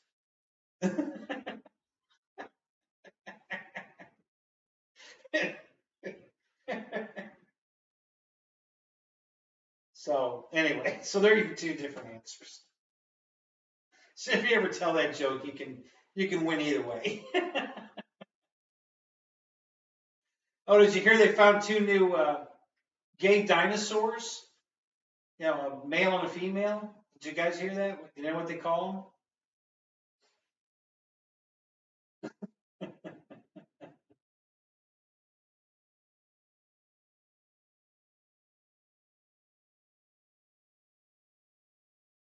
Girls, they should come first. Oh, well, you know, it depends on what kind of guy you are.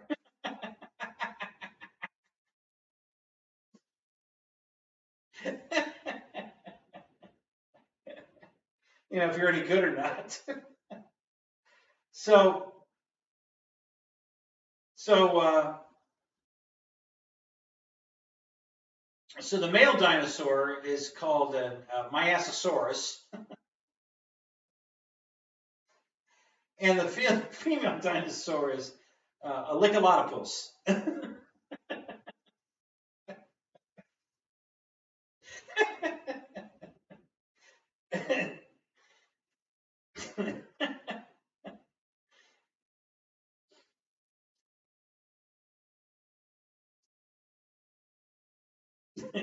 I need a microphone to thump. Is this thing on?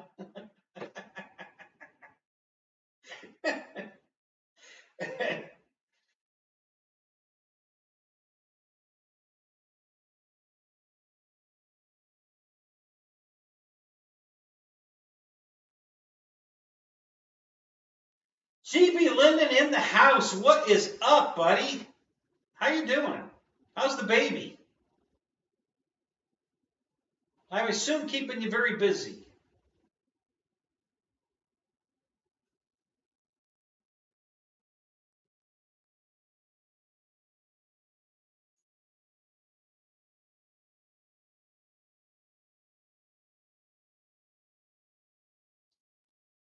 Yeah, I thought it was too, Randy.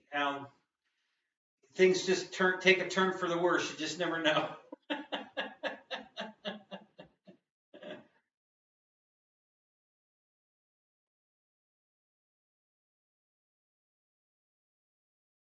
Oh no, not me, Juno.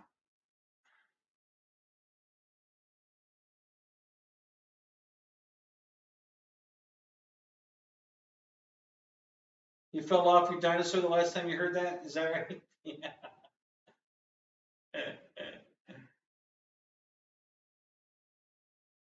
Uh-oh, the baby's teething? Oh, God.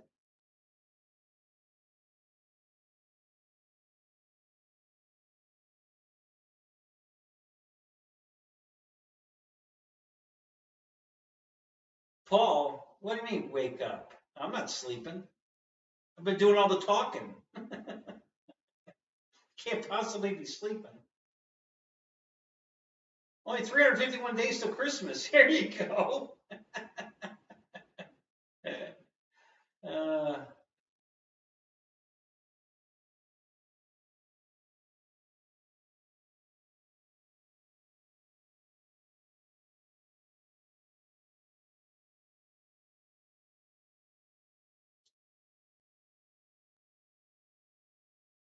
and she wants dad constantly. Oh, you got a daddy's girl there, huh? All right. Well, there you go.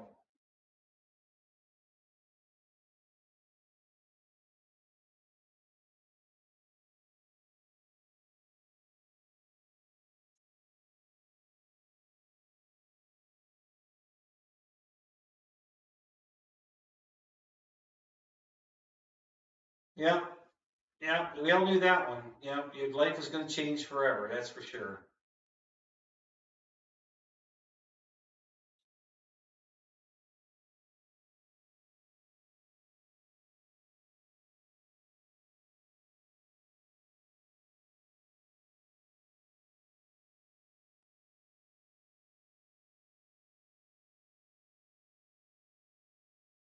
Just remember, GB, no matter how bad things get, the hospital has a no return policy. So just suck it up.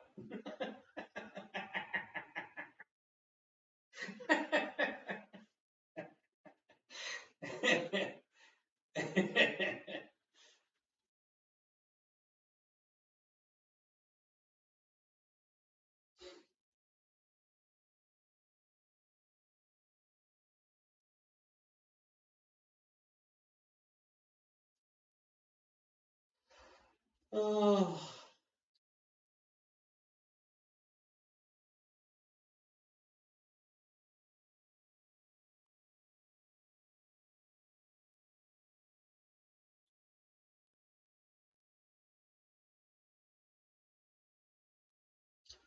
yeah, it's amazing how that happens, isn't it?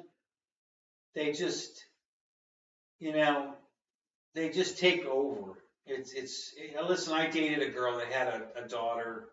She was, I think, 5 or 6, and she just latched on to me like I was her dad, and it was wonderful. I mean, it definitely changed me.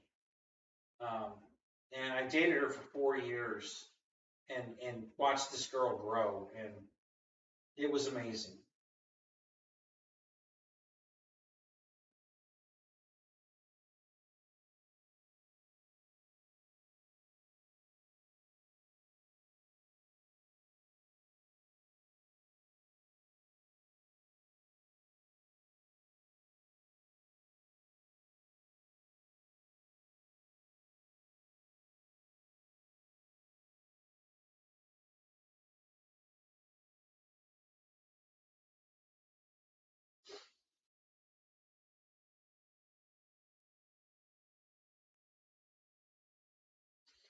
Paul, you were in earlier. Oh, actually, no, you weren't. It was the other Paul. McNeil was here. Yeah, say, it's good to see you, Paul. Yeah. Just, just for clarity, the laptop I told you to buy, we're actually streaming on right now. We're using the laptop for tonight's show. That very laptop. So it seems to be working pretty good.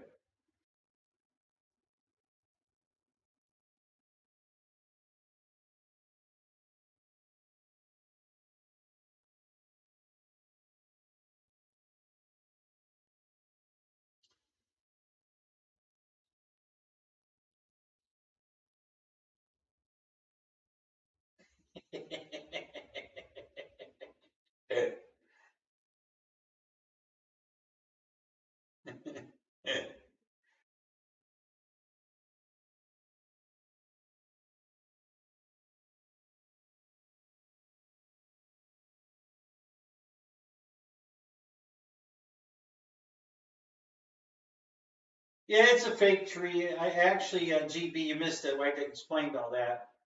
I guess I'll tell it again since we've got Paul in here now and a few other new people. This tree, I found one night. It was just a plain tree. There wasn't anything on it. No lights, no ornaments. Just a tree out for trash. It was in a box. It was in the original box. And then there was another littler tree. This one's 7 foot. There was a 3 foot tree in a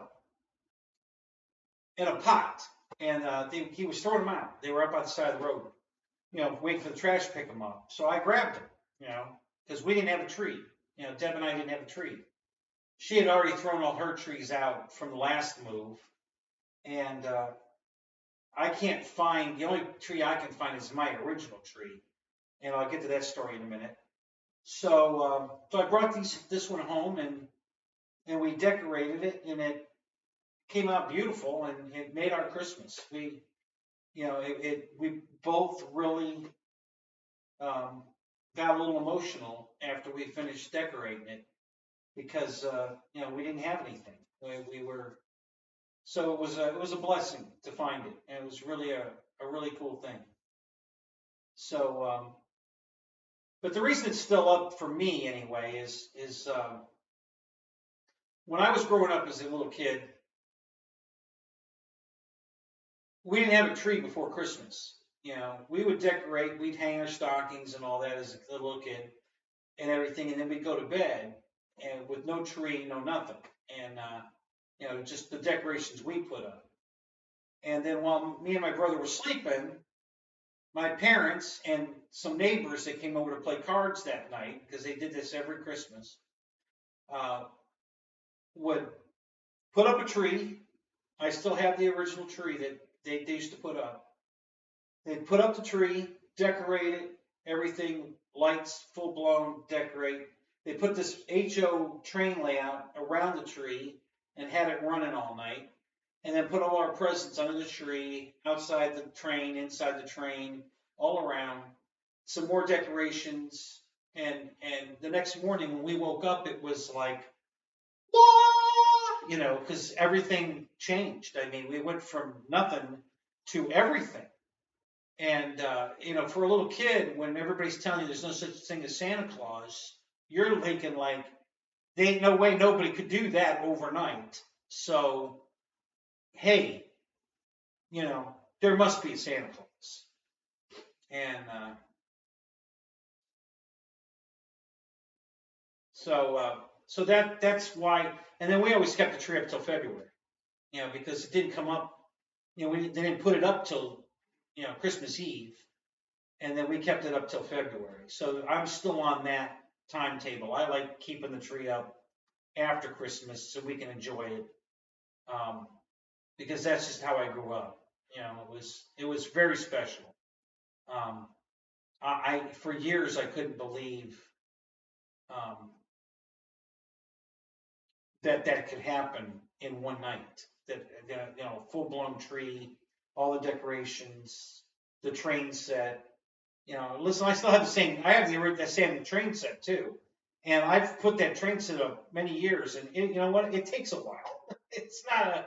It ain't a 5-minute job. It takes a while to put that damn thing up.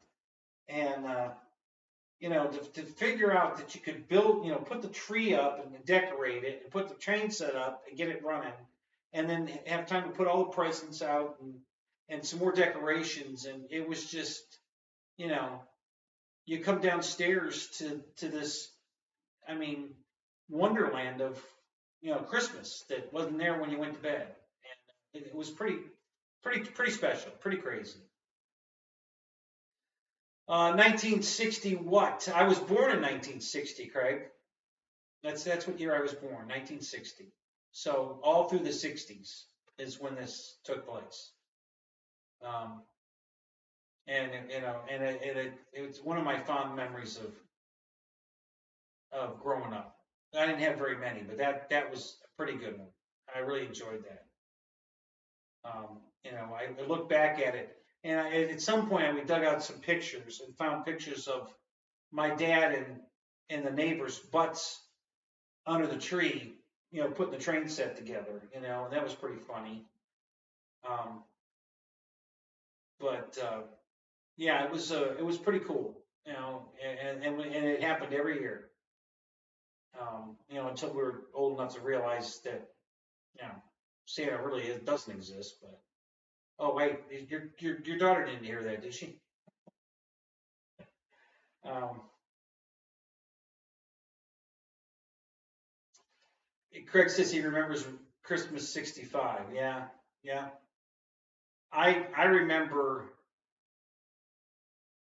the whole concept thing. I don't remember what happened every year. I know one year I got a drum because I was joining a band at school.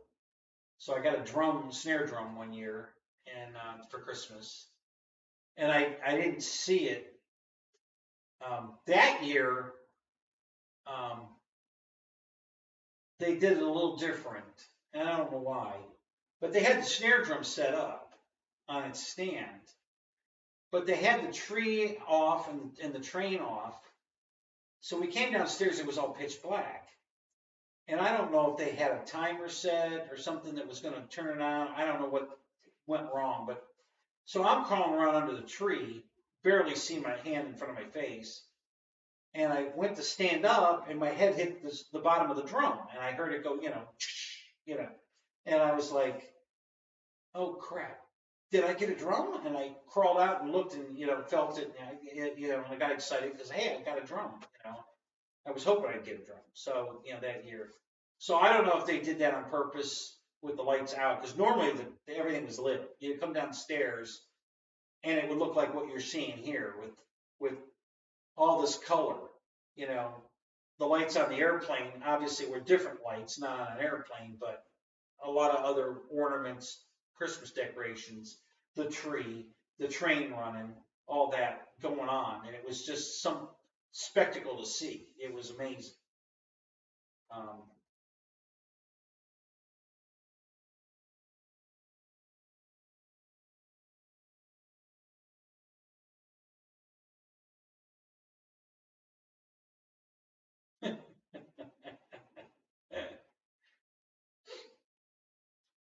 Why would your dad shoot the tree? I mean, goddamn, it's just a tree,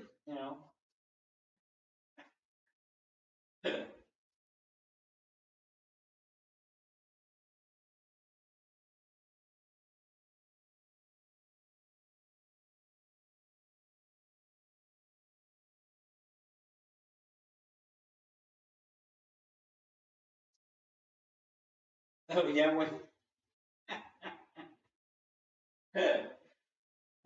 there you go, right, so you thought you got a pony. Yeah. All you got was an air guitar? I thought you were going to tell me you got an air fryer.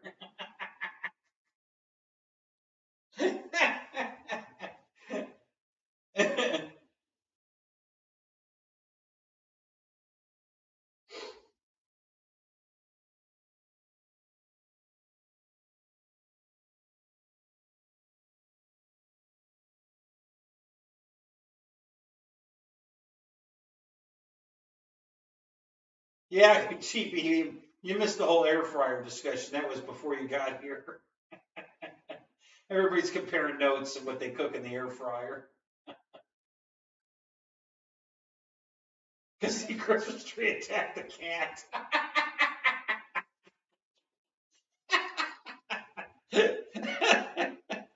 Oh, that's good, Paul.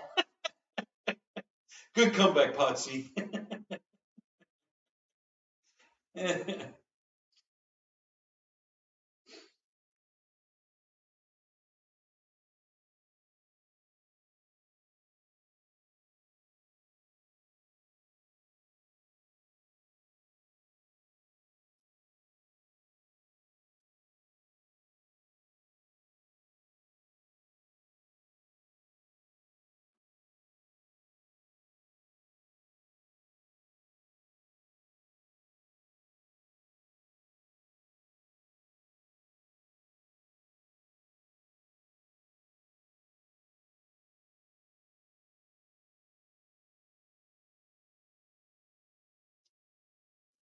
Yeah, Fred, I ruined my Christmas one year by doing that. I stopped after that.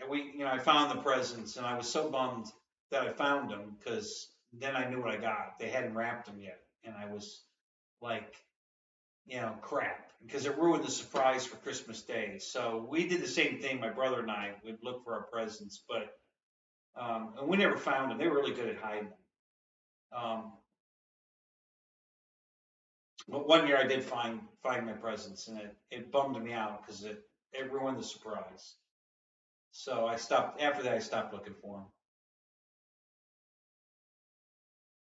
No, Roy, my phone is way over there on charge because it died out at the field today, and I thought I was going to have to use it to stream tonight. So I was charging it up, getting it ready to stream. And then I came up with this great idea to try using her new laptop and doing this quick setup. And this seemed like it worked out pretty good, actually. You know, this is, it's better than me holding a phone for sure. I can read the chat nicely on the big screen TV, and the laptop's over there. I have no control of the laptop, so I can't do any scroll backs or anything.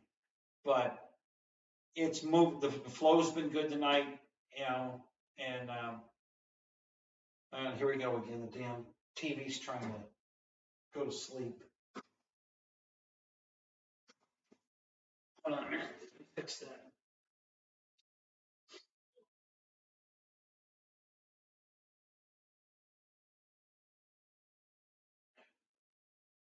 I don't know why the TV thinks, maybe because I don't have the volume.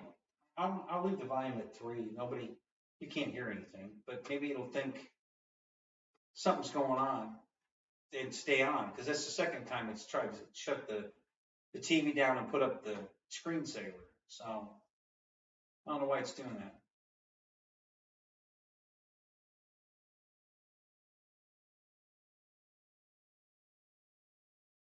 Right, Paul. Santa brings the presents, not mom and dad. Right, exactly.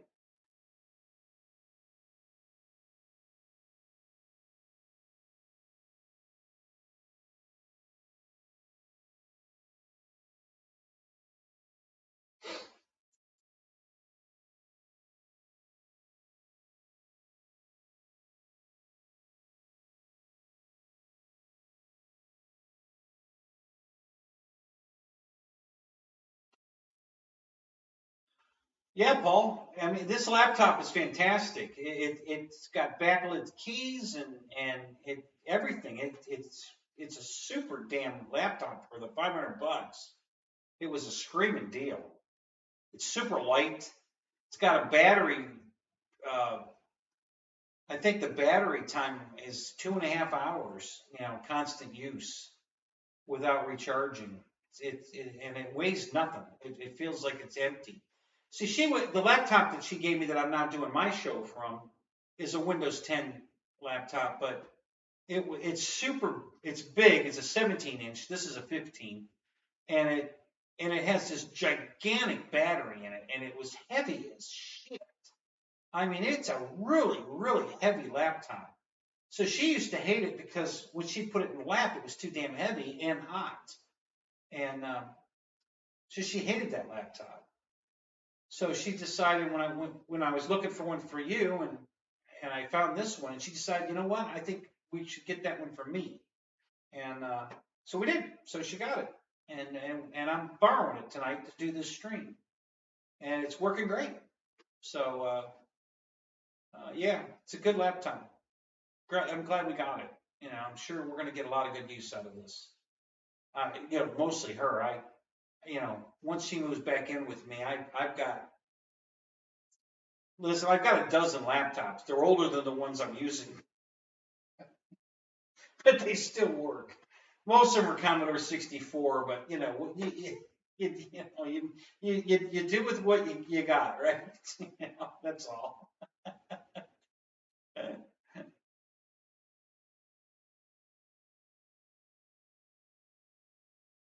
Oh yeah, exactly, Paul. Yep. Yeah, they keep making the stuff better and better. So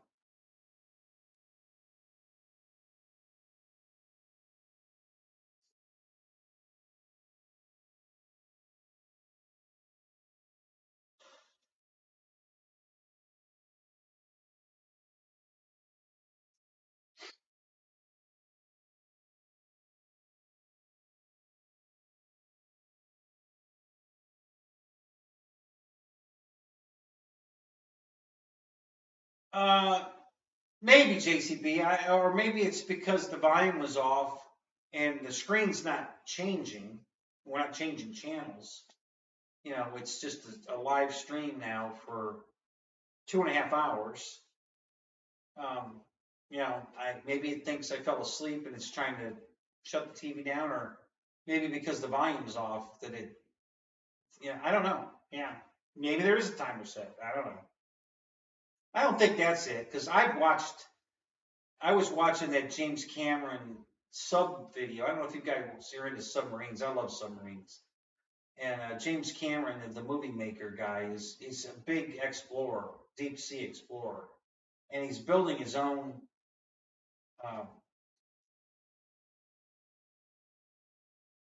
submarine, for lack of a better word, to go to the bottom of the deepest part of the ocean, 7 miles down. And it's a really good documentary. Look it up on YouTube. It's, it's really good.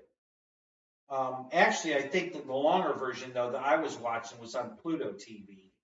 It's an on-demand, free to watch on demand on Pluto TV. But I think I saw the shorter version of it on YouTube. So you can search it and find it. It's a pretty cool thing they're building. It's very expensive. Guys, he's a fanatic.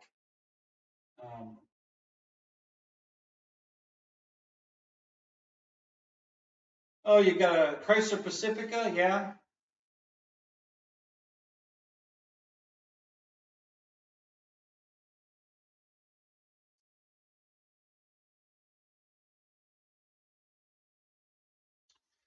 Thank you, Michael. Yeah, guys, don't forget to hit the like button. It really helps. Doesn't cost nothing. Just helps get my videos out there to more people. It shows up in the guide when you go to look for something new. The more likes you get, the more they stick it in there. So.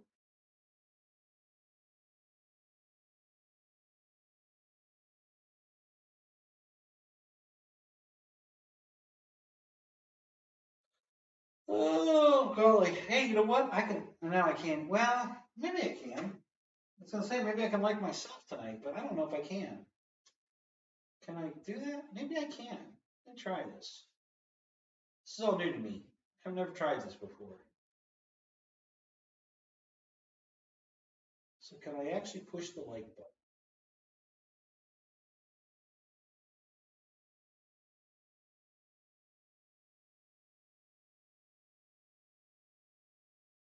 Yeah, it worked.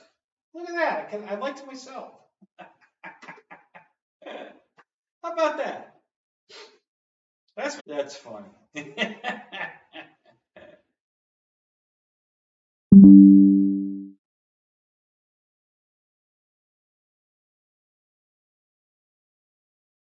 Uh-oh. What's it trying to do? Oh, I thought it was trying to change channels on me. Like I picked something different to watch, but no, we're back. It's okay. And it scared me there for a minute.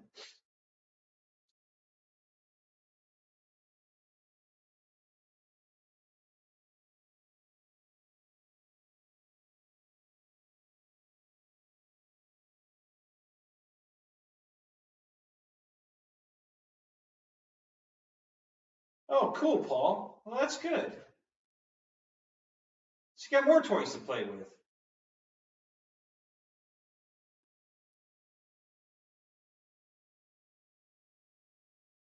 Oh, my audio's breaking up? Oh, okay.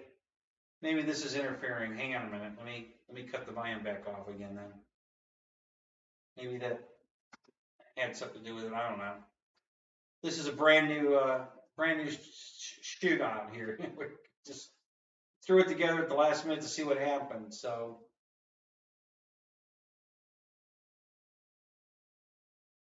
good here. Your new computer sucks.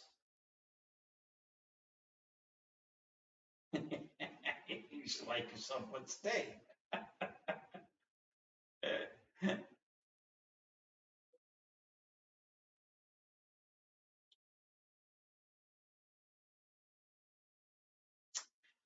Oh, Craig, you missed all that. But I'll tell you again because I love this airplane. God, I love this airplane.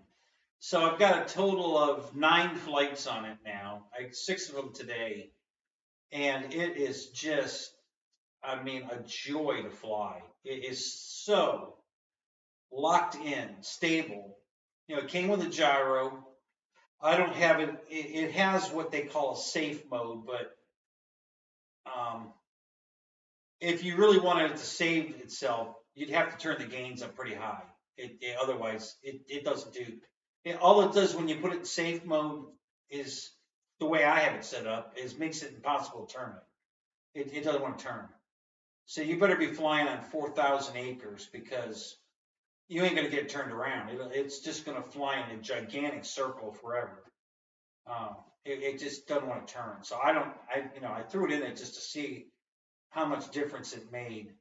Now, if you turn the gains way up, it might do better, but yeah, it just doesn't want to turn. But I don't use that mode anyway. I did turn it off, and it does get kind of wonky. The wind was, because I had some pretty gusty wind today, and it was throwing it around a little bit for sure. So the gyro is working. It's doing a nice job, and I don't have it turned up high.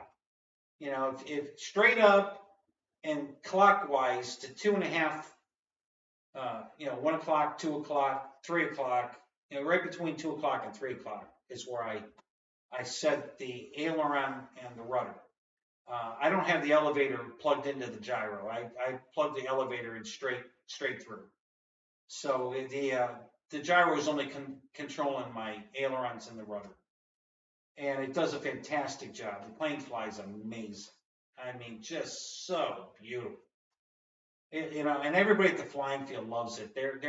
They say it looks real in the air. They're watching it fly, and they're just like, wow. I mean, it looks like a real jet. They just get so, everybody loves it. They really, and I really love it. I really love it. It flies great. It looks great.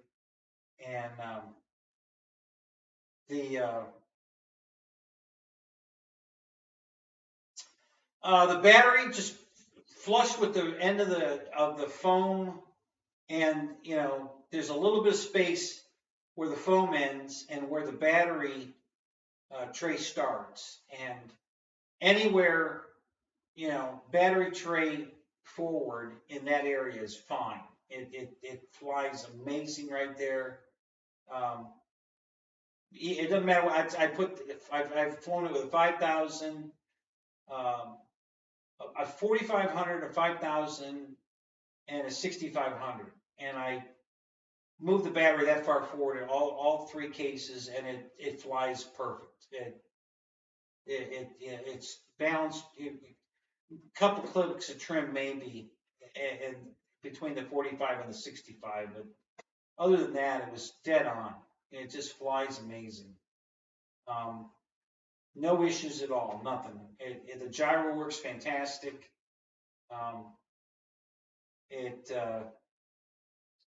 And flight times are anywhere from 8 to almost 10 minutes. I think I had one flight, I did a full loop, full throttled it, went vertical, and I went way up and came over the top because I want to make sure I had plenty of room to recover, and came back down. And I think my flight time on that one was like a little over 7 minutes, maybe 7.5. And that was, the world ended. Gooniac, didn't you get the message? They supposedly sent the text out to everybody. This is, I've actually been in this, you've seen this before, but not this much of it. You've seen me on this couch with just this artwork above my head, but to get this plane in the shot, you got to back way the hell up, because this freaking plane is huge. Right. So so I had to back the camera way up. And so I tried a whole new setup tonight, guys. This is the new laptop that I found for Paul, and my ex decided she wanted one, so we got one. And it works fantastic. It's a beautiful laptop. And so I've got it sitting way over there on a TV snack tray, and I turn the coffee table, and I'm way over here on the couch to get the camera back far enough to get this airplane in the shot, because it's just huge. It's a really huge airplane. I know it looks big because of the angle, but guys, it really is that big. It's a crazy big airplane.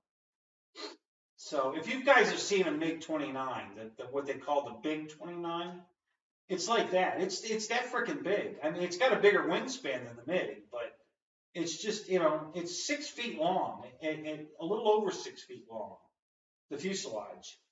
And, it's a big damn airplane.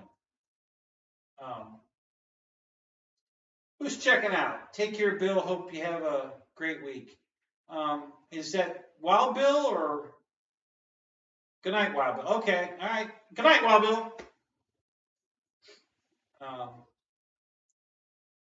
So yeah, it's definitely my new favorite jet, for sure. My three favorite jets was my Yak, my 90 millimeter Yak 130, and my Taft Hobby Viper, and this, and I think this is the new leader because this jet, not only can I fly it every day, which I wouldn't do with my Yak 130 because they discontinued it. It's impossible to find them. And the same thing with the Taft Hobby jet. That the Viper from there is no longer available. I do have an extra one. Actually, both. I have an extra one of both of those, but still, I'm leery of flying it. So I wouldn't take it out every day. But this I can take out every day, and it flies so good and so easy that you could fly it every day. I mean, it really is amazing. It's just amazing how good it flies. Just totally locked in. Just, I mean, yeah, I really love it. I really, really love it.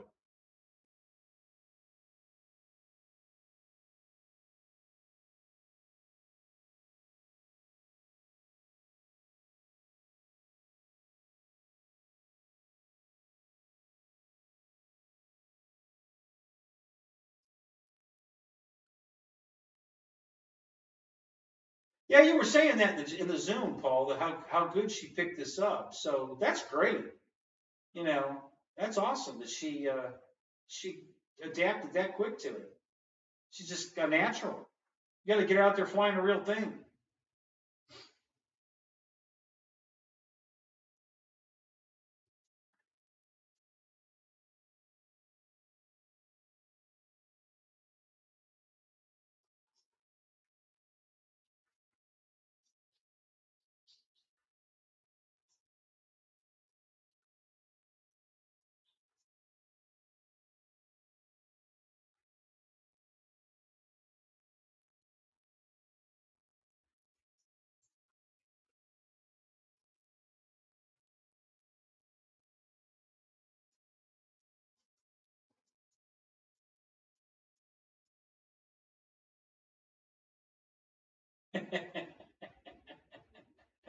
Why not? Right? Nobody else is doing shows anymore. They all gave up. Go ahead. Knock yourself out. I'm on request. My my peeps are requesting my show, so I'm gonna do it. What the hell? Real flight tomorrow night. Yep, looking forward to that. I hope I can jump in there tomorrow night. Things are kind of sketchy right now, Fred. With her here and me there and everything that's going on, it's kind of hard to jump back and forth. So sometimes I haven't made it, but start February, she's going to be living there with me, and I'll be there every Monday night, starting February, because there won't be anything else for me to do on a Monday night but come flying your show. So I will definitely be there starting in February for sure. Right now, I'm just day by day, see what's going on, what I have to do next, where I have to go next, whatever. So thank you, Michael.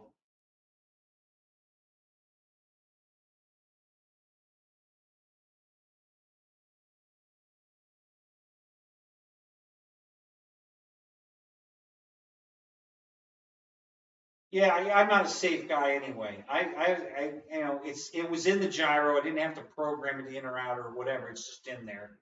And I switched it on today.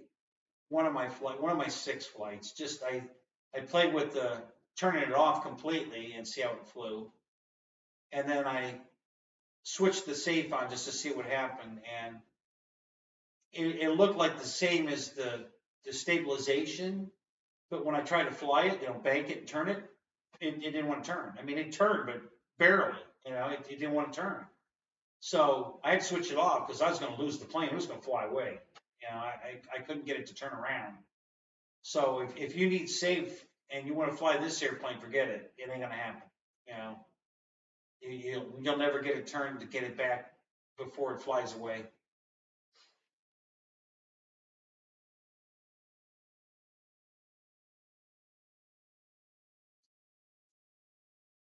No, Michael, I didn't get the affiliated link to Dollar Tree yet.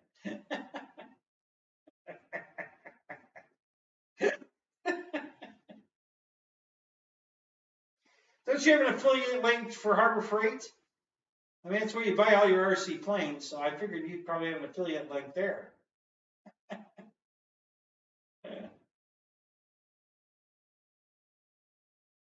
Uh-oh.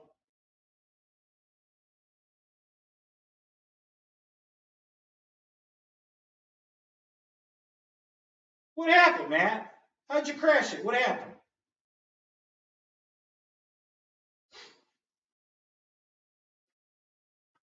If I make it to E-Jets, which I hope I do, I'm gonna be flying the crap out of this thing. I'm not sure I'll even bring any of the other jets. I'm just gonna fly this.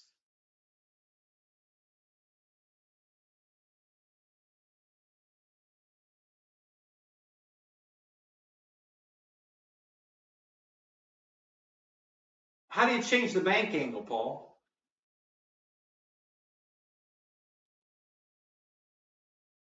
Oh, by just turning the gain up higher, is that how it changes the bank angle?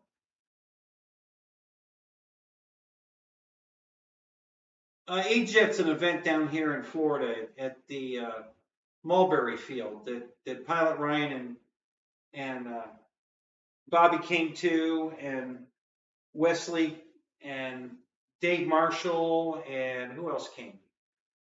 Jeff in Lower Alabama,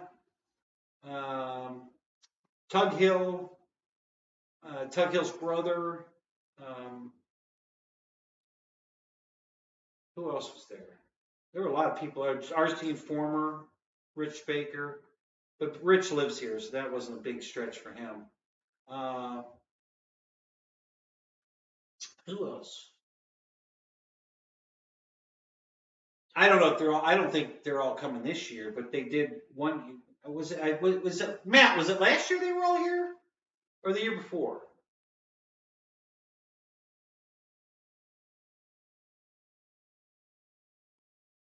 Oh no shit! The battery went bad and the takeoff, and then you had.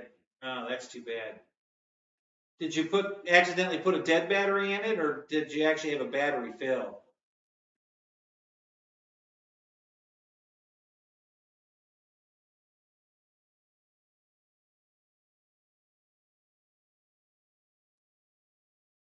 No, Paul, not with this gyro. This isn't a AS3X plane.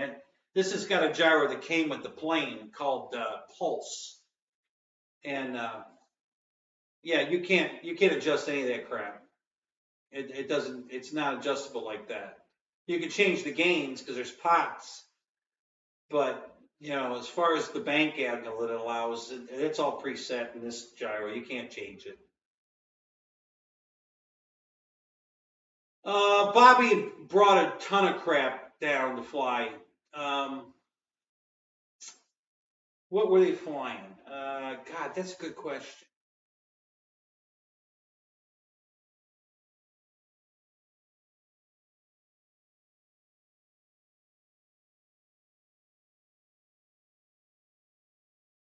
Oh, I think Ryan and Bobby had this.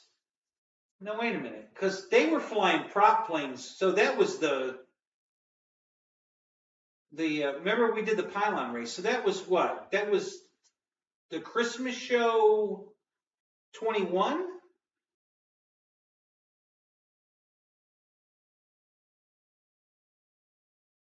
I don't know. That's a good question.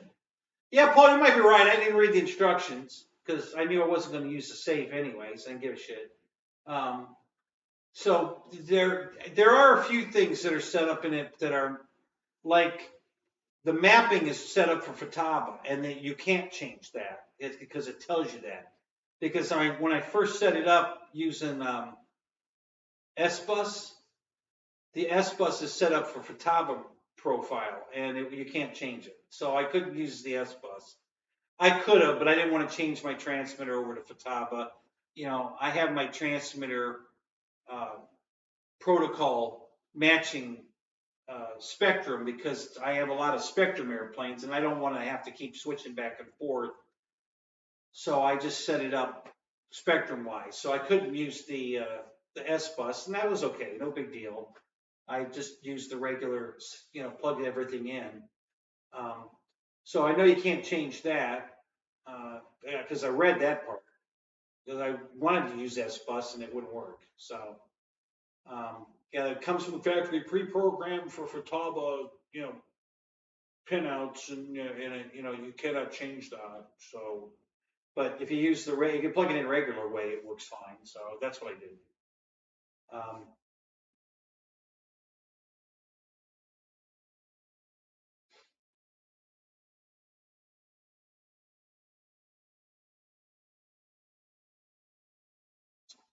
Need a good deal of 3300 4Ss. There's a battery called a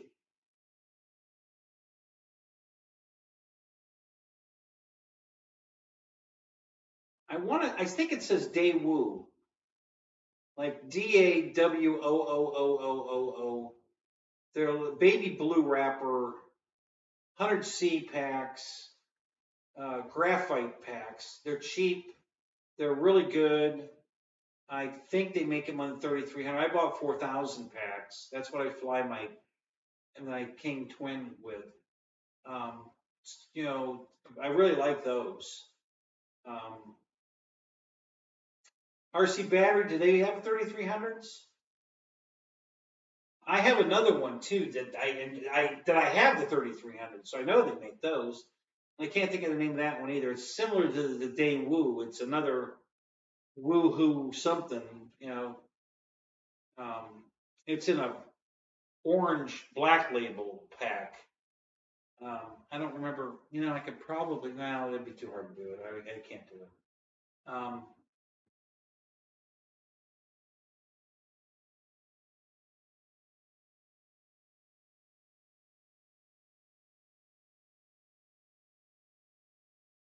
Summer 21. Okay, all right. So that's when they were all down. Yeah, because we were flying. We were doing all prop shit that when they were all here for the Pilot Ryan Media toy was. That wasn't the Toys for Tots event though, because that was the year before when West did the Toy for Tots. So yeah, I think you're right. It was midsummer. It wasn't a Christmas thing. It was a midsummer thing. Yeah. Yeah, they were all complaining how hot it was.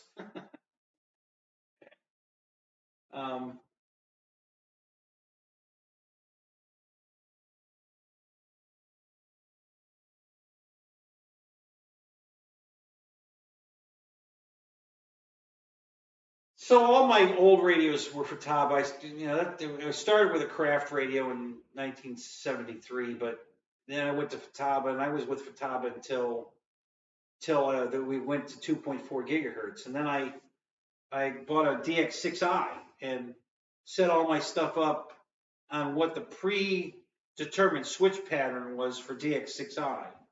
And I know a lot of you guys follow the same thing because whenever I let somebody fly one of my planes and they're Spectrum guys, they already know where all the switches are. They know which one's the retract switch and which one's the flap switch, and because I mimicked the DX6i. And so it's amazing how often somebody wants to fly one of my planes and they already know where everything is. So it makes it really easy.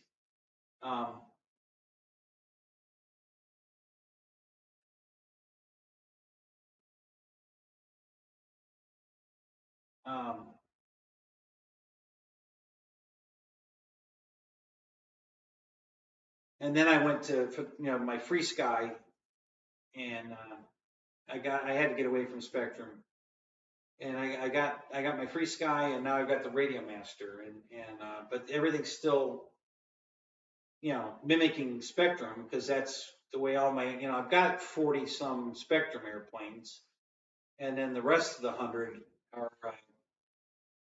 are all free sky. And I wanted I didn't want to have to keep switching back and forth the mapping. So yeah, I wasn't able to use the S bus mapping, but I just plugged it in regular and it was fine. It's been fine. It works great. So yeah.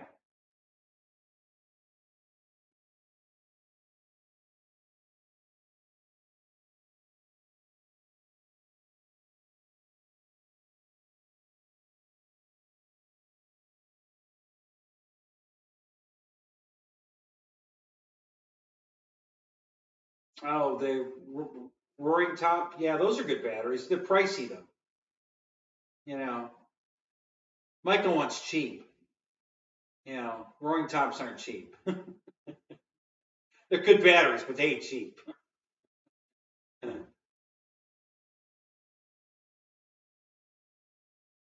Yeah, Michael, you'll never spend that money. It's way out of the dollar store area. You wouldn't buy those batteries. I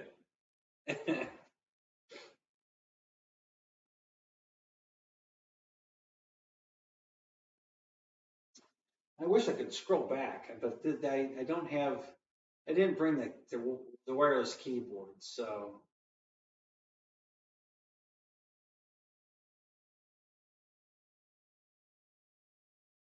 For a 3300, what's the C rating?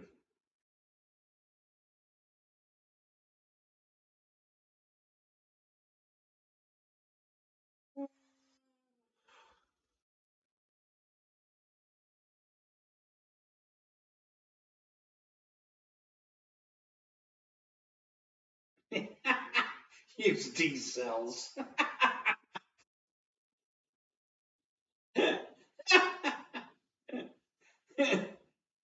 Oh, that put the icing on the cake right there, buddy. That's funny.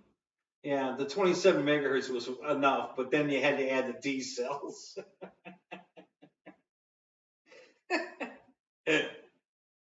Yeah, 35C, 3300, 4S. Is that what you were doing? A 4S battery? That's not a horrible price. That's not bad.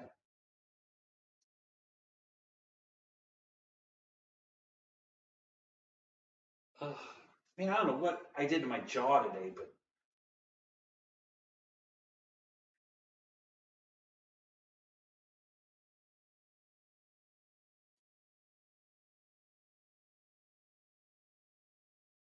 must have been smiling too much. That's all I did all day with this. I had a grin all day. Man, it was a great day. I mean, God, I love flying this plane. It's just amazing. So, yeah, I guess I just was smiling too much today because my face hurts. I know. It's killing you.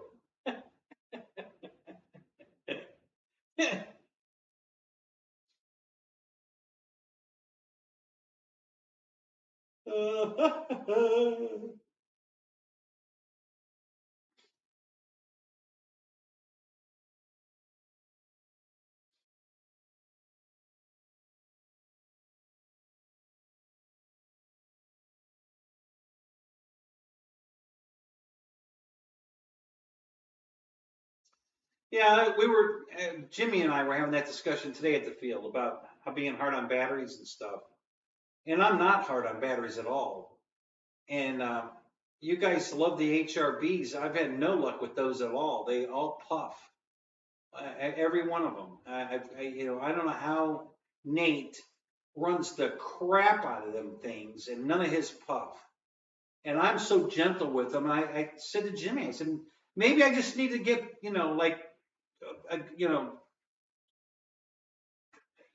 brutal on them, just abuse the shit out of them. I don't know. I don't know what the hell to do. I can't get an HRB to last at all. I mean, they still charge and work, but all of mine puff. And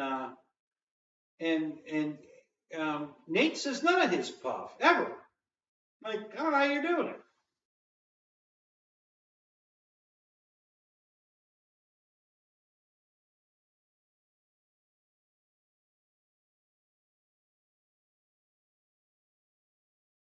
Smack them around, is that the deal? All right, I'll try that.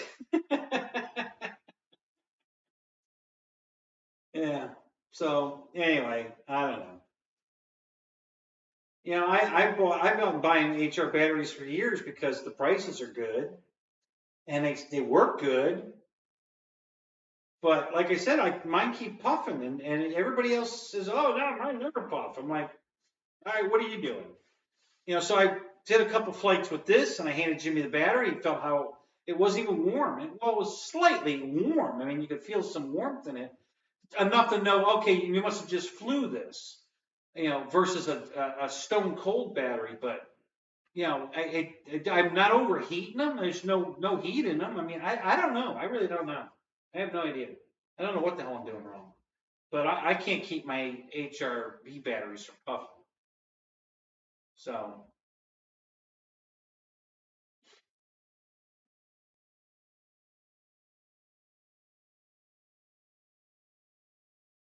Oh yeah, mine are still usable, but their puff's good. I mean, they're, you know, I don't care if a battery's puffed or not to use it. Although sometimes you can't get them in the airplanes anymore, depending on what plane you're putting it in. Once they puff, they won't fit in the plane. But yeah, as long as they're charging and discharging evenly, I'll still use them. I don't care. I don't care what they look like. As long as they're working, yeah, they're fine.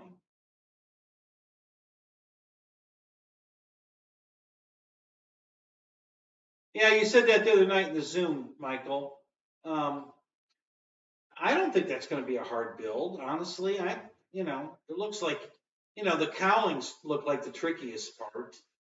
The engine cowlings look like they're going to be a little, you know, a little extra work to get them to really round out, you know, look like cowlings and not, you know, paper mache, you know, goofiness. But other than that, I don't see a problem with that plane. It looks like a pretty decent build. I kind of really want to do that F4. I know I want to do the T28, but I mostly want to do that one because of the size of it. You know, it's a big plane. It's not the little mini. You know, most of the Master Series stuff is the mini stuff, and I don't want to do that. But there was another one I was looking at. I wanted to do. What was it?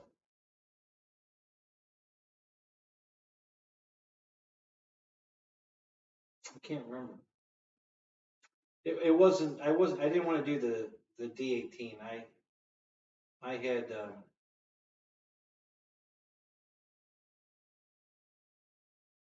It was something else. I can't remember what it was though.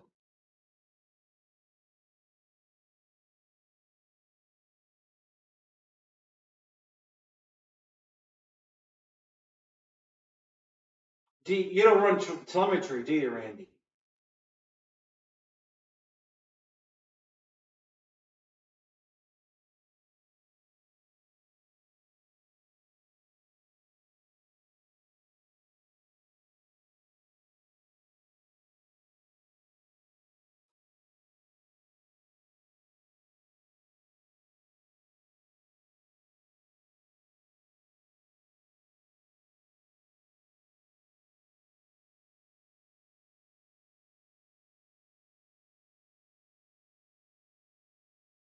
You know, you Spectrum guys, you know, they went to the trouble of putting that technology in the new stuff, and you still won't use it. And I don't understand that. I don't know why you guys don't want telemetry. It takes all your battery worries away. Your radio, if you want it to talk to you, don't have to. You can press a button and look, or you can, you know, only have it talk when you press the button, whatever. But your radio can tell you what your batteries are doing at any minute, second of the flight, and you guys still won't use telemetry. I don't get it. I don't know why you don't want that information. it takes all your battery worries away. I never worry about my batteries. Because the way I have it set up, my radio talks to me, and I know exactly where my radios are at any given moment during the flight. So I never worry about my batteries. I'm not flying around going, oh, I wonder if I'm getting close to time, or did I go too? I don't ever worry. I don't have to. My radio's telling me where my batteries are. So I never worry about my batteries. And you guys that like Spectrum, they put it in there for you, and you still won't use it. I don't get it. I can't understand why you guys don't want to use telemetry. It's the greatest thing they ever. I've been using it for 10 years now, guys, and I don't know why you guys don't want to use it.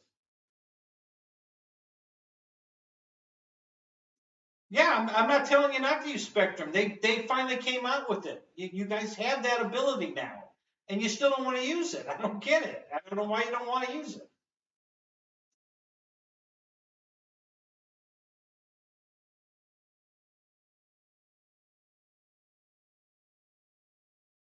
Yeah, I watched, John put a video up about that whole thing. How this symbol means that you glue these two together, and this means to pull the paper off. I watched that whole video, Michael. It's available to go look at anytime you want. So you can always pop that video up on the YouTube and while you're building it.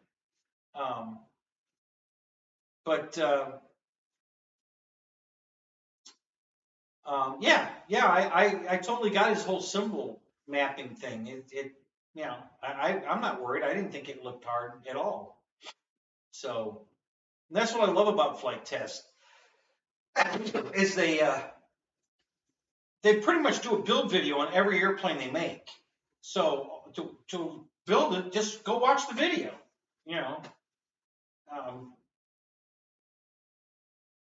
If they haven't made it yet, they will. Somebody will build one and do a step by step. Rolling it on the side of the table after you pull the paper off, and the whole 9 yards. John was, he was showing how to precisely get the right size, and he was trimming the paper, at a 45 angle all the way around to get it to fit better, and he kept manipulating it a little at a time until he got it to fit right on the cowling, and their videos are fantastic. There's no way you can't build a flight test plane without watching those videos for help. You have to be able to build it. I can't imagine anybody not being able to build one.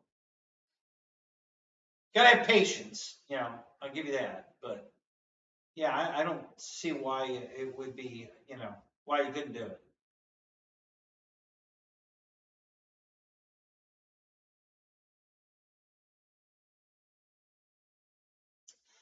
No, Michael, I'm not interested in the T-38. That's not a plane I want to do. There's planes I want to do, but that ain't one of them.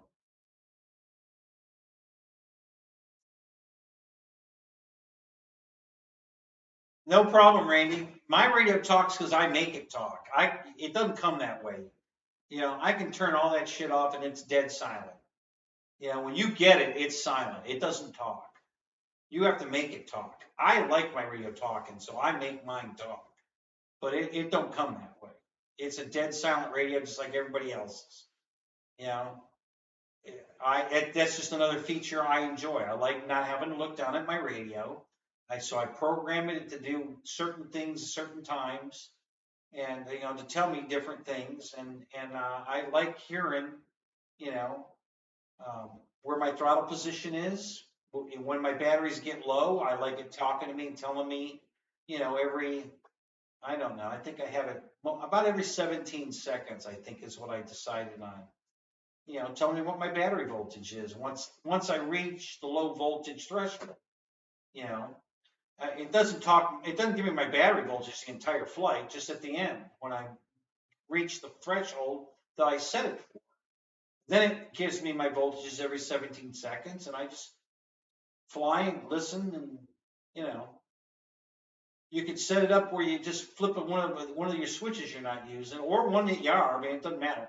You can flip a switch, and it would, you could program it to give you your voice, your your voltage when you flip the switch. So, you know, if you lost track of time in your mind, and you, oh crap, where are my batteries at? You can just flip the switch and she'll just say it that one time, you know, whatever the voltage is, and then it won't say it again unless you flip the switch again. So you can set it up any way you want. You know, it's simple.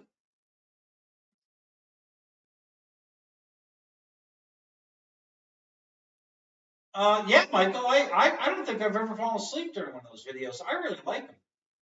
I love flight test videos. They're build videos. I think they're great.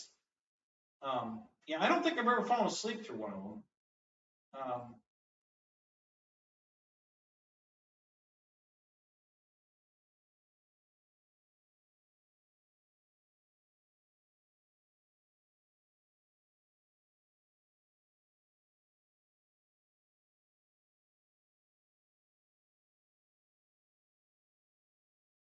Yeah, Juno, it's like I said, it doesn't come, you know, the horror's not there. You have to want it.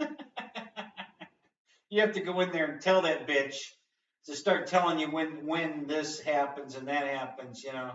You know, you got to go tell her to do it. She ain't gonna do it on her own. You know, not the Spectrum whore anyway.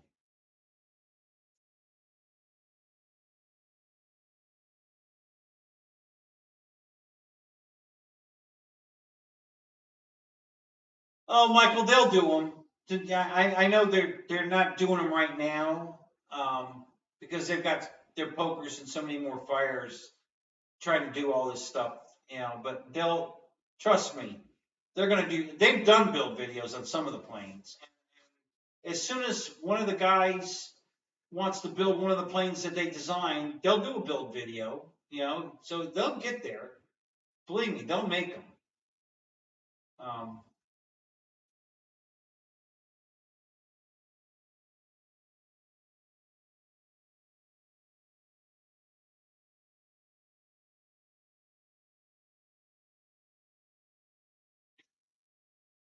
Yeah, well, that's, you know, I have like 30 different voices I can change my radio to talk like. Um, there's quite a few picks out there.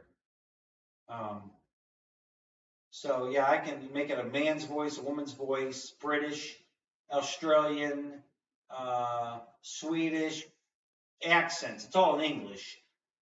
I'm sure they make the other languages too, but I haven't picked anything like that. But you know, when you're setting up your radio, you have options and you can pick a voice.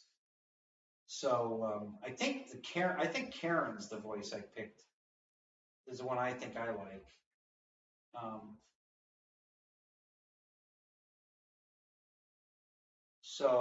yeah.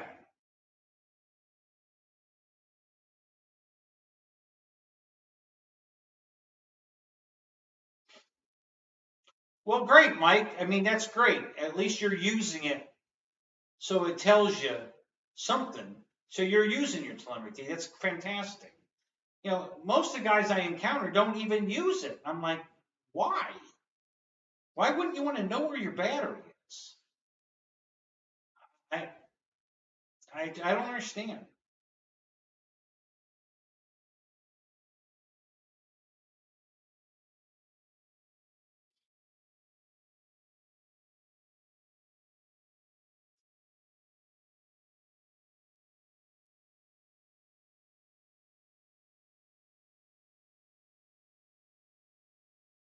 Oh, you know what, Juno? You see, that's the beauty of having the Amber package. You can. She says some funny ass shit. So you would love that radio. I mean, I had that voice kit in mind, but yeah, if you had that in your radio, you'd love it. Oh my god, she's hilarious.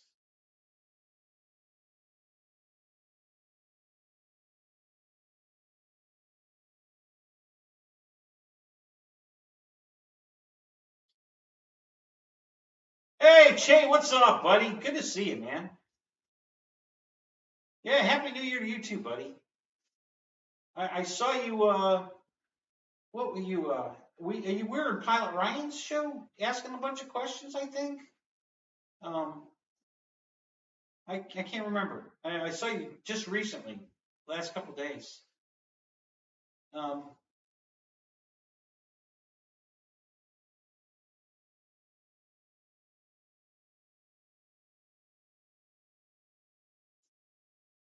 Yeah, and like I tell you guys, when I do a video, I turn all that crap on obnoxiously on purpose because you're not standing there with me. So you can't see the plane and see me and see what's going on. So I want you to hear what's going on. So you know where. So I purposely turn all that crap way up. I don't fly it normally talking that much. The only thing she says during flight is she gives me my throttle position. And she does that like every 35 or 40 seconds. She just tells me what my throttle position is. So it'll say 5. That's it. Just 5. And then 40 seconds later, 5, if it's still in the same position. And that's the only thing that it says the entire flight, unless if I put the gear down, she says gear down. If I put the flaps down, she says flaps down. But other than that, the radio's silent. And then once the battery cutoff hits, now she starts giving me battery updates every 17 seconds because that's what I want. I want to hear where my battery is. But when I'm doing when I do a demonstration of a flight with the radio, I turn it up like every 5 or 6 seconds so you guys can hear exactly what's going on because you can't see what's going on. You're not standing next to me. So I know it's obnoxious, but that's just the way I do it, for the video. But I still like it talking. I like my radio talking to me.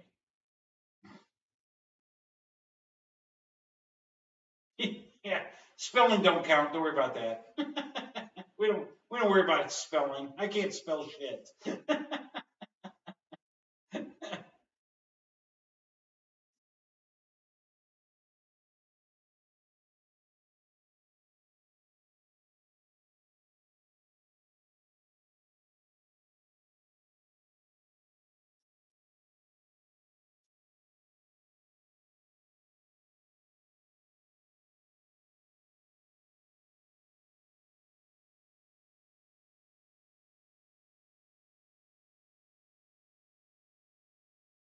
Thanks, Jay. Yeah, it's new. Do you know this jet? It's the X-Fly, the J65. Man, this is an awesome jet. Good God, this thing flies amazing. Love this thing. I mean, look at it. It's freaking gorgeous, and it just flies amazing. It comes with the gyro. I kind of use it. I don't have it on the elevator, but I have it on the rudder and the ailerons. But the plane just flies amazing. At long flight times, anywhere from 7.5 to 10 minutes on the flight times. One single S, 6S.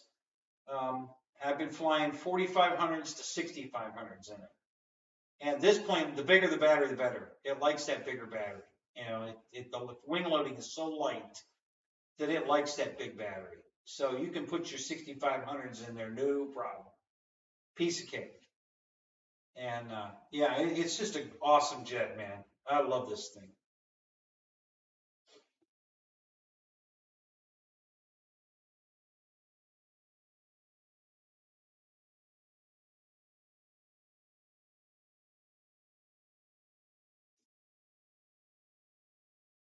Yeah, well, I have mine doing the same thing, Paul. That's one of the other things. Once we get to the battery cutoff, it'll give me updates on the time left on the clock that I preset. And I only use that as a point of reference during the flight. I'm not landing when she says time's up, when I reach 0, because it does a countdown. I only care about the voltage in the battery for landing. I just listen to her on the time just so I know, hey, so I've been up 8 minutes. Wow, and this thing's still flying great. That's all. I don't land from the timer. I just kind of want to know how long I've been flying. So I just use it for a point of reference. So that's another thing I have her say. I do have my radio talk a lot. I admit that, but that's what I want. It doesn't come that way. I make it do that. It's just what I want. Everybody's different. I get it. You know, not everybody wants that nag in her ear. You know, I just find it interesting. For me personally, guys, I think it's funny that Rich Baker, who's a real pilot, and his real cockpit is talking to him all the time, just like that, when he has master caution warnings and shit like that. You know, he's got this stuff talking to him all the time in the real plane, but he doesn't like his radio talk either. I guess it just reminds him of work too much. I don't know. It's just, you know, I just think that's funny though. You know, he don't like his radio talk either. Yeah, I don't know. I just find that funny.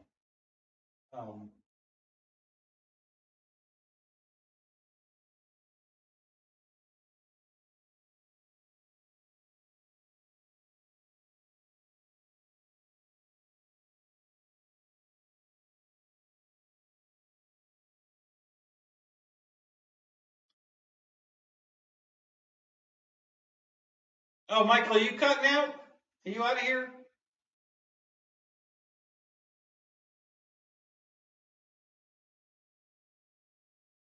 Yeah, I have my radio do all the announcements. You know, when I put the flaps down, gear down, up, whatever. Yeah, that, but that only happens once every time I flip a switch that one of those things occurs. It doesn't usually occur too often in a flight. You know, you usually only put the gear down once. But you know, but yeah, I do have it saying things too, just to keep me updated.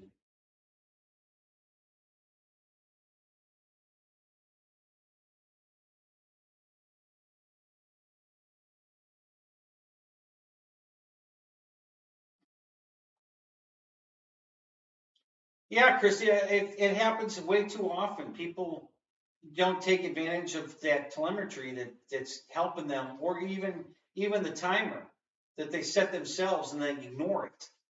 And then the next thing you know, oh crap, I'm out of battery. You know, what happened? You know, yeah, Troy, Roy, I hate crashing. Well, I tell you, I really, really hate crashing. Um, you know, if it's my fault, I don't get so upset. You know, I'm mad at myself for being stupid or whatever I did. But when it's something else that causes the crash, then I get mad. It's like, God damn it, you know, that's when I get mad because I really don't like a crash. It's not my fault. Um, you know, it was my fault when I crashed my twin. You know, the King twin. That it was totally, I stalled it. I knew it. You know, so I wasn't upset. Tony was upset. He was bummed as shit. It's like, dude, what happened? Oh my God, did you have a radio hit? No, it was me. I stalled it. Really? I said, oh yeah, yeah. He thought it was a radio. The radio quit working. No, it stopped flying. Had nothing to do with the radio. The plane stopped flying. And it just fell. You know, when a plane stops flying, it becomes a rock. So, you know, rocks obey gravity. So yeah, that was totally my fault. I was showing off. You know, brand new airplane, only had a couple flights on it, and I'm out there flying around inverted, you know, screwing around. Not a good plan. You know, I really didn't know the characteristics of the plane that well. So you know, so I paid the price. You know, it was my fault. That's why I bought another one. You know, the plane was cheap enough to it was, and I'm probably gonna fix it because it's not hurt that bad. But at the time, they were still on sale for $269, and I thought, well, crap, for that price, I'm just gonna buy another. The hell with it. And then the one that thing's flying great. I've got, I don't know how many flights on it now. I put 2 more on it today. So I flew it twice. I flew this 6 times. I flew the RV8 twice. I flew the QQ once. I flew, what else did I fly today? Was that it? That might be it. So 6, 7, 8, 9, 10, 11. Yeah, that's 11 flights. Yeah, so that's what I flew today.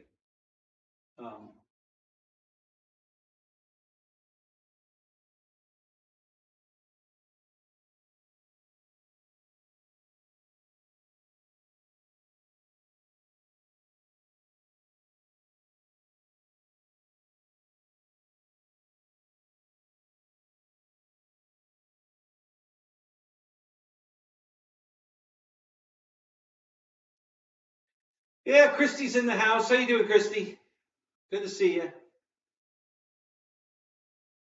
You know, you jumped in the chat last night, didn't you? Did you ever say anything? You know, you didn't have a picture up, but I saw you come in, and but I don't think you ever said anything. What happened?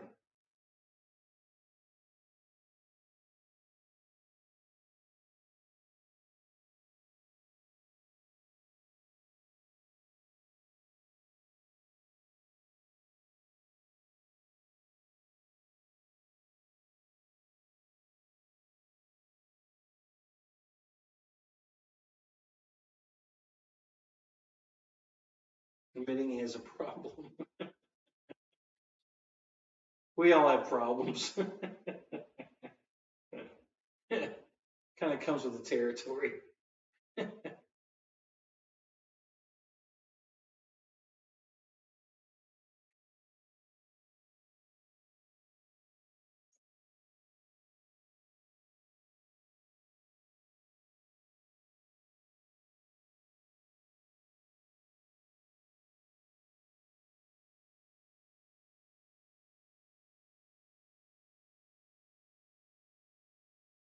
Oh, yeah, okay, Christy, go ahead and do that.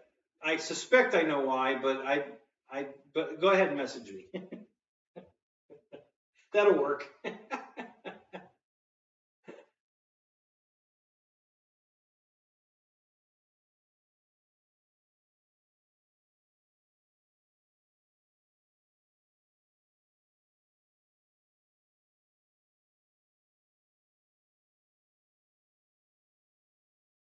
Yeah, yeah, I get it. It's okay.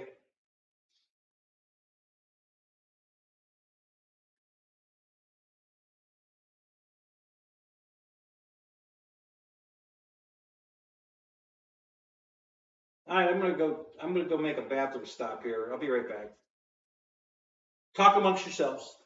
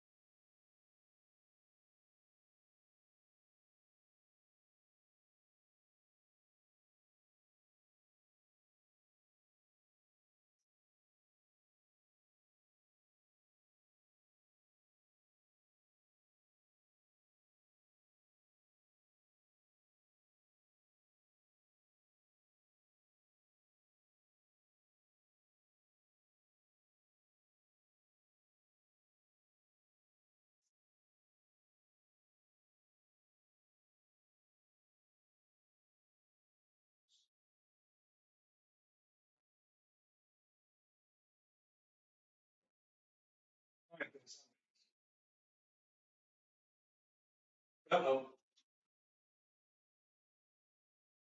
What happened there?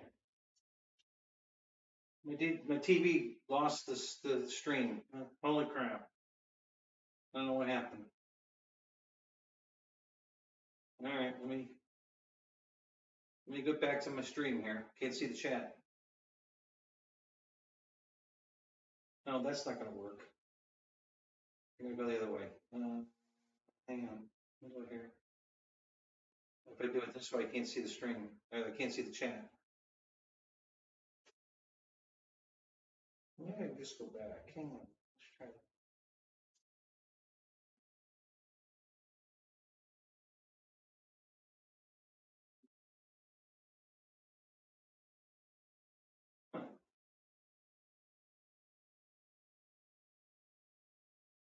Well, that's weird. I don't know what the hell happened. You leave it for just a second, and and all hell goes to hell in a handbasket. Shit. Damn it. All right, hang on. Let's.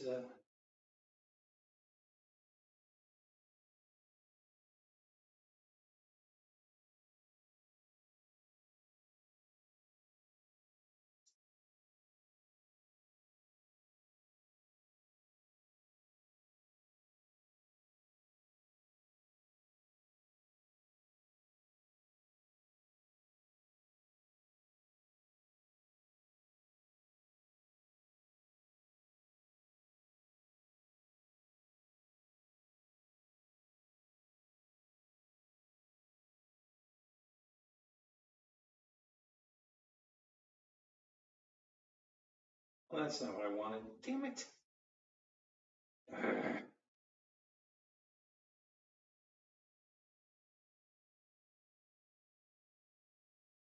Crap.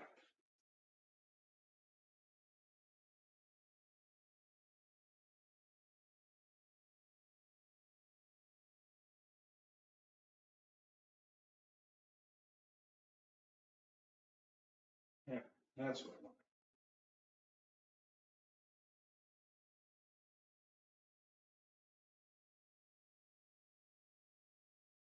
Oh God, this is a pain in the butt.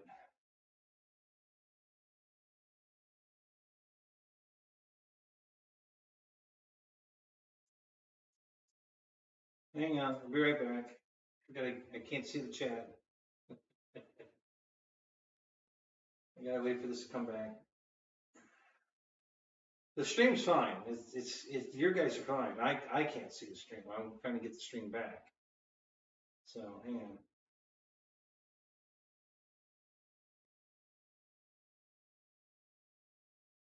Okay, it should be back. Yeah, I'm just gonna wait for the stream to populate. So hang on a second. I don't know why that went away. That was weird. It didn't go into screen save. It just kicked off this particular app. I don't know why it did that.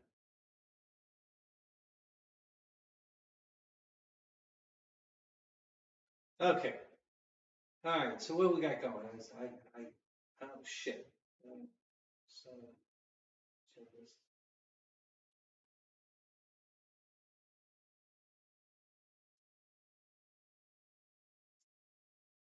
Well, what project jet are you using, Matt? What jet were you using that crashed? What did you do?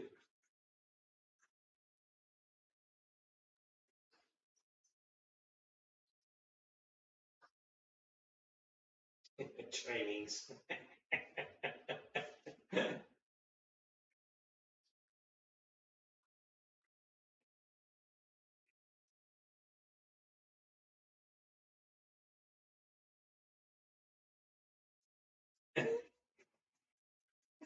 Vortex. Yeah, I just had a lot of pee to pee. I hadn't peed in 4 hours, 5 hours. It's been a while. We've been out here 3.5. So yeah, I've been holding it all this time. Hey, it's a good thing. I can still hold it now.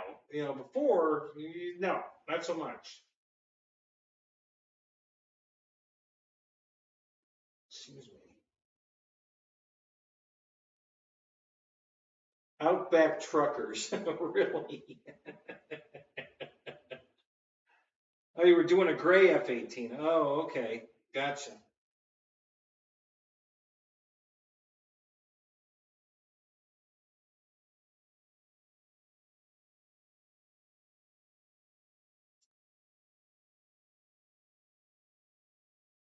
Well, they they speak English, but it's Juno English.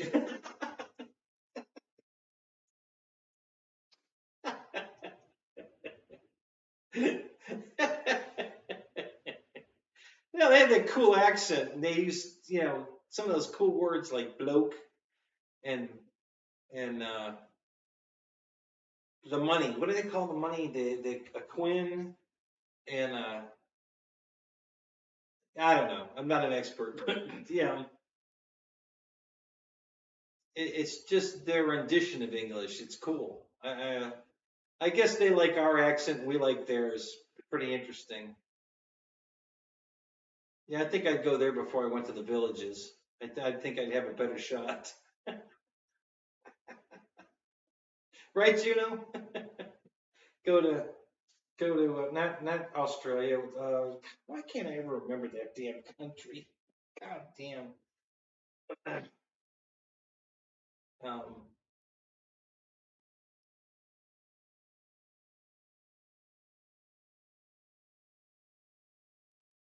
oh,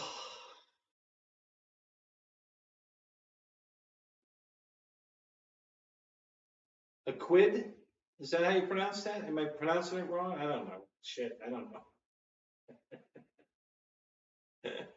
I don't know. What is that denomination? Is that $1, $100? What is that? I don't have no clue. I don't know a damn thing about it.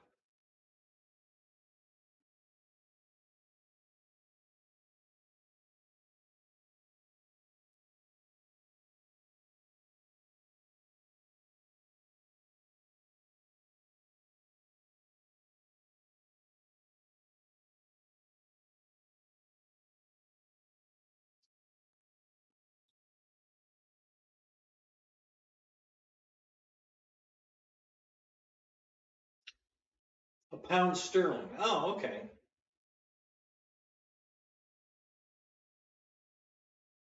So that changes value with U.S. dollar market, the exchange rate. So interesting though. Yeah. I don't know anything about British money. Yeah.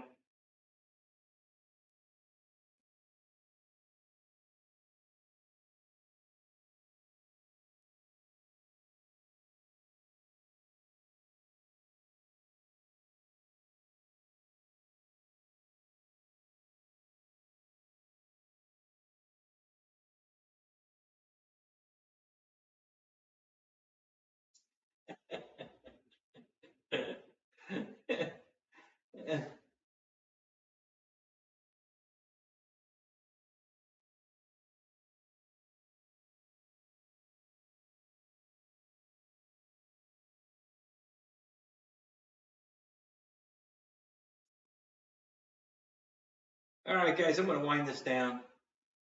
Thanks for coming. Hope you enjoyed the show. I hope everything went pretty well. Hope you love the jet. I know I do. And you're going to be seeing a lot more of it. I'm going to do.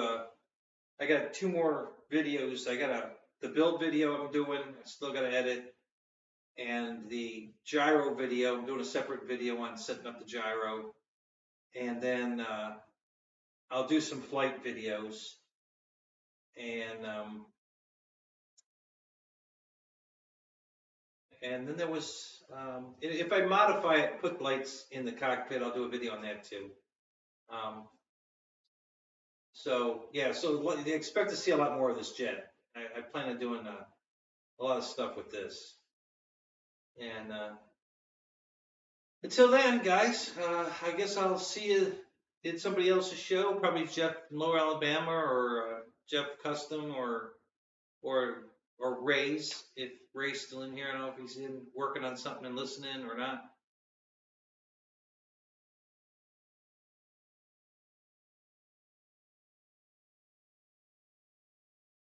Oh, how'd your RV8 go? Airvec, did you fly it? Do you like it? What, give me an update. How'd it go?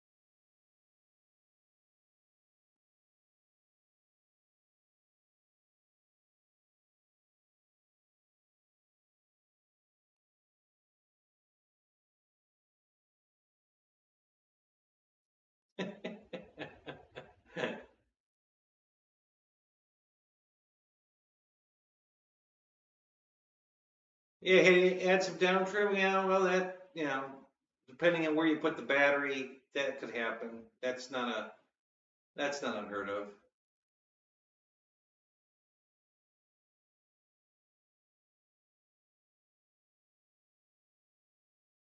Oh, you couldn't test the gyro modes. How come? What happened?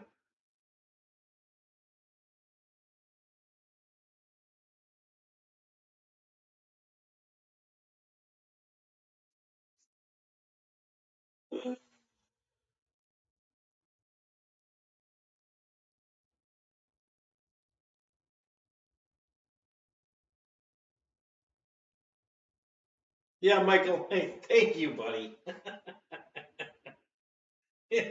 The show wouldn't be the same without you, man. You're funny. Glad you're here.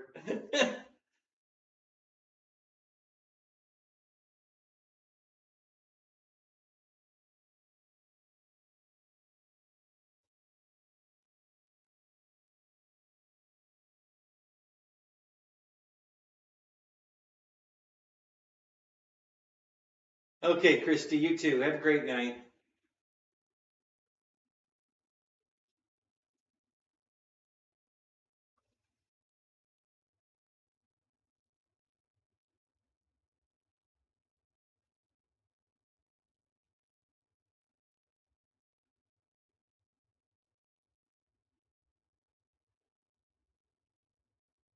Oh, I gotcha. Okay. Did they have a recommendation on that one for where to put the CG? Did you was it off? It happens. They don't always get it right.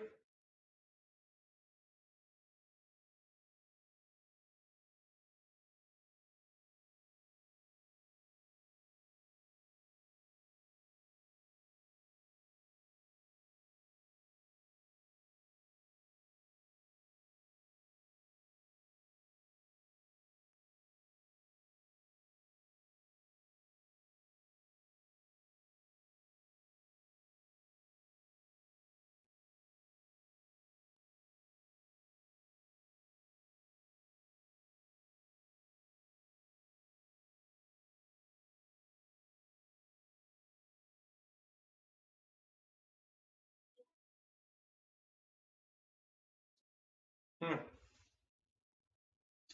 Yeah, there's a couple guys out at the field that have that one, and they all said it was pretty squirrely.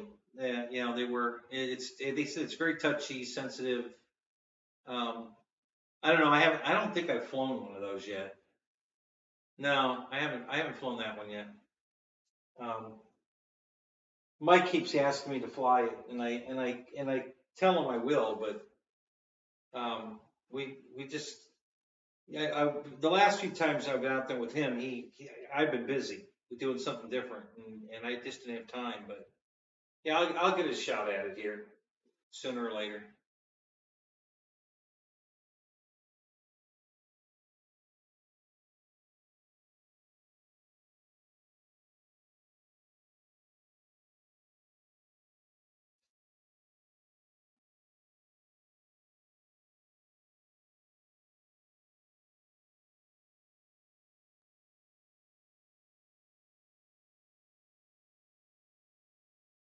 What's the Spec RC T38, John?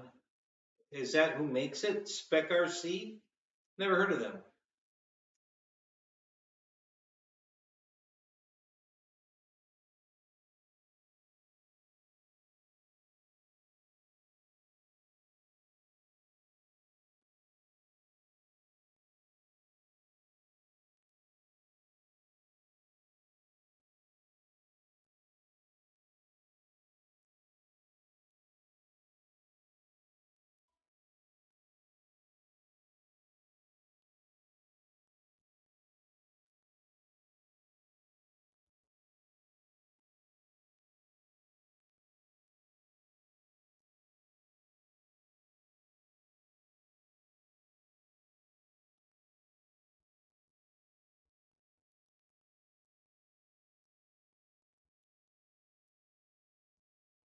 Huh.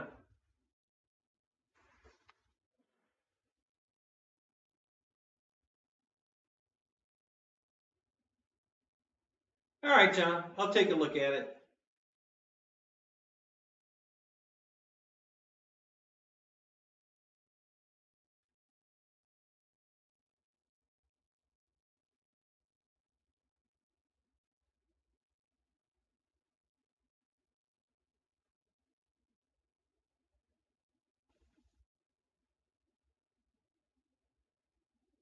Flying Ant, what's up, buddy? Good to see you, man. We're just shutting down. Yeah, I was just signing off right now. Good to see you, man.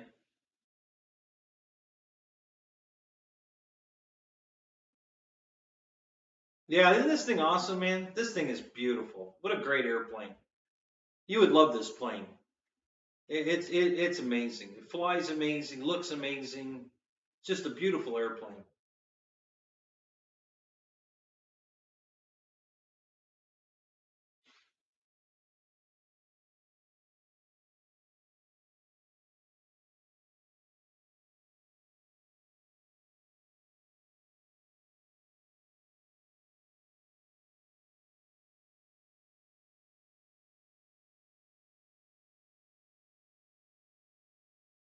Oh yeah, I flew it. I've got 9 flights on it now. I flew it 6 times today and 3 times last week. So yeah, I popped her cherry. Yeah, it's amazing. It flies so good. Oh my God. And it comes with a gyro, so it's just butter smooth, just locked in. It's a great flying airplane.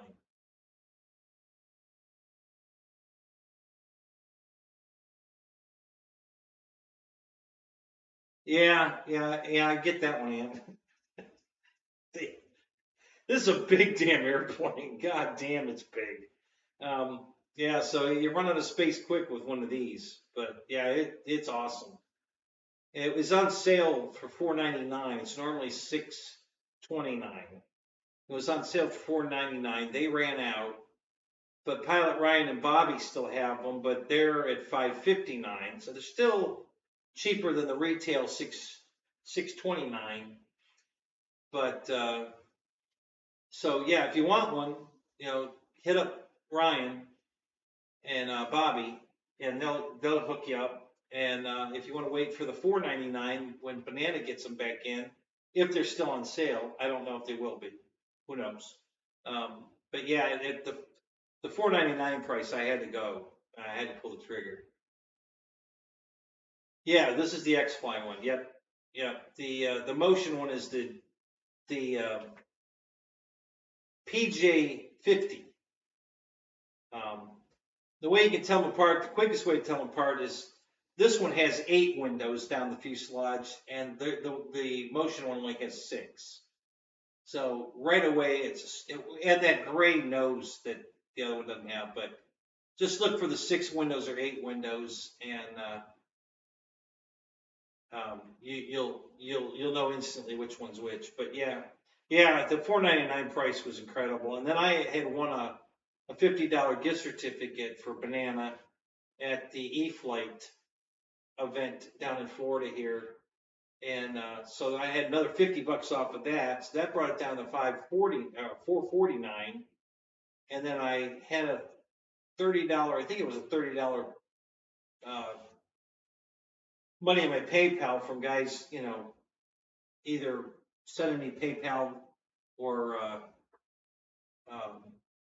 Patreon or just super chatting. And so I ended up getting the plane for $419 shipped to my door. No tax, no shipping. And at that price, I had to buy it. So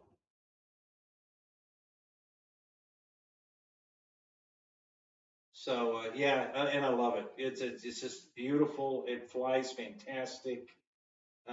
Just nothing negative to say about this one at all. The quality of this X-Flight plane's awesome. I love that they're using these 9-pin serial connectors from computers to plug everything in. It's awesome.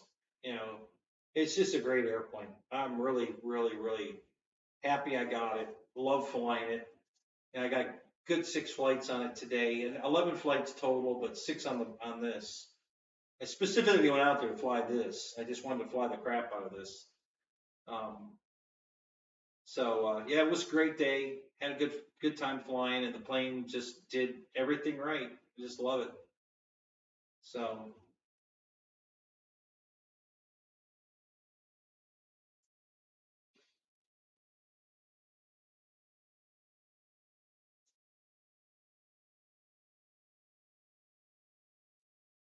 All right, guys, I'm gonna shut her down. You guys all have a great night, and I'll probably tomorrow night.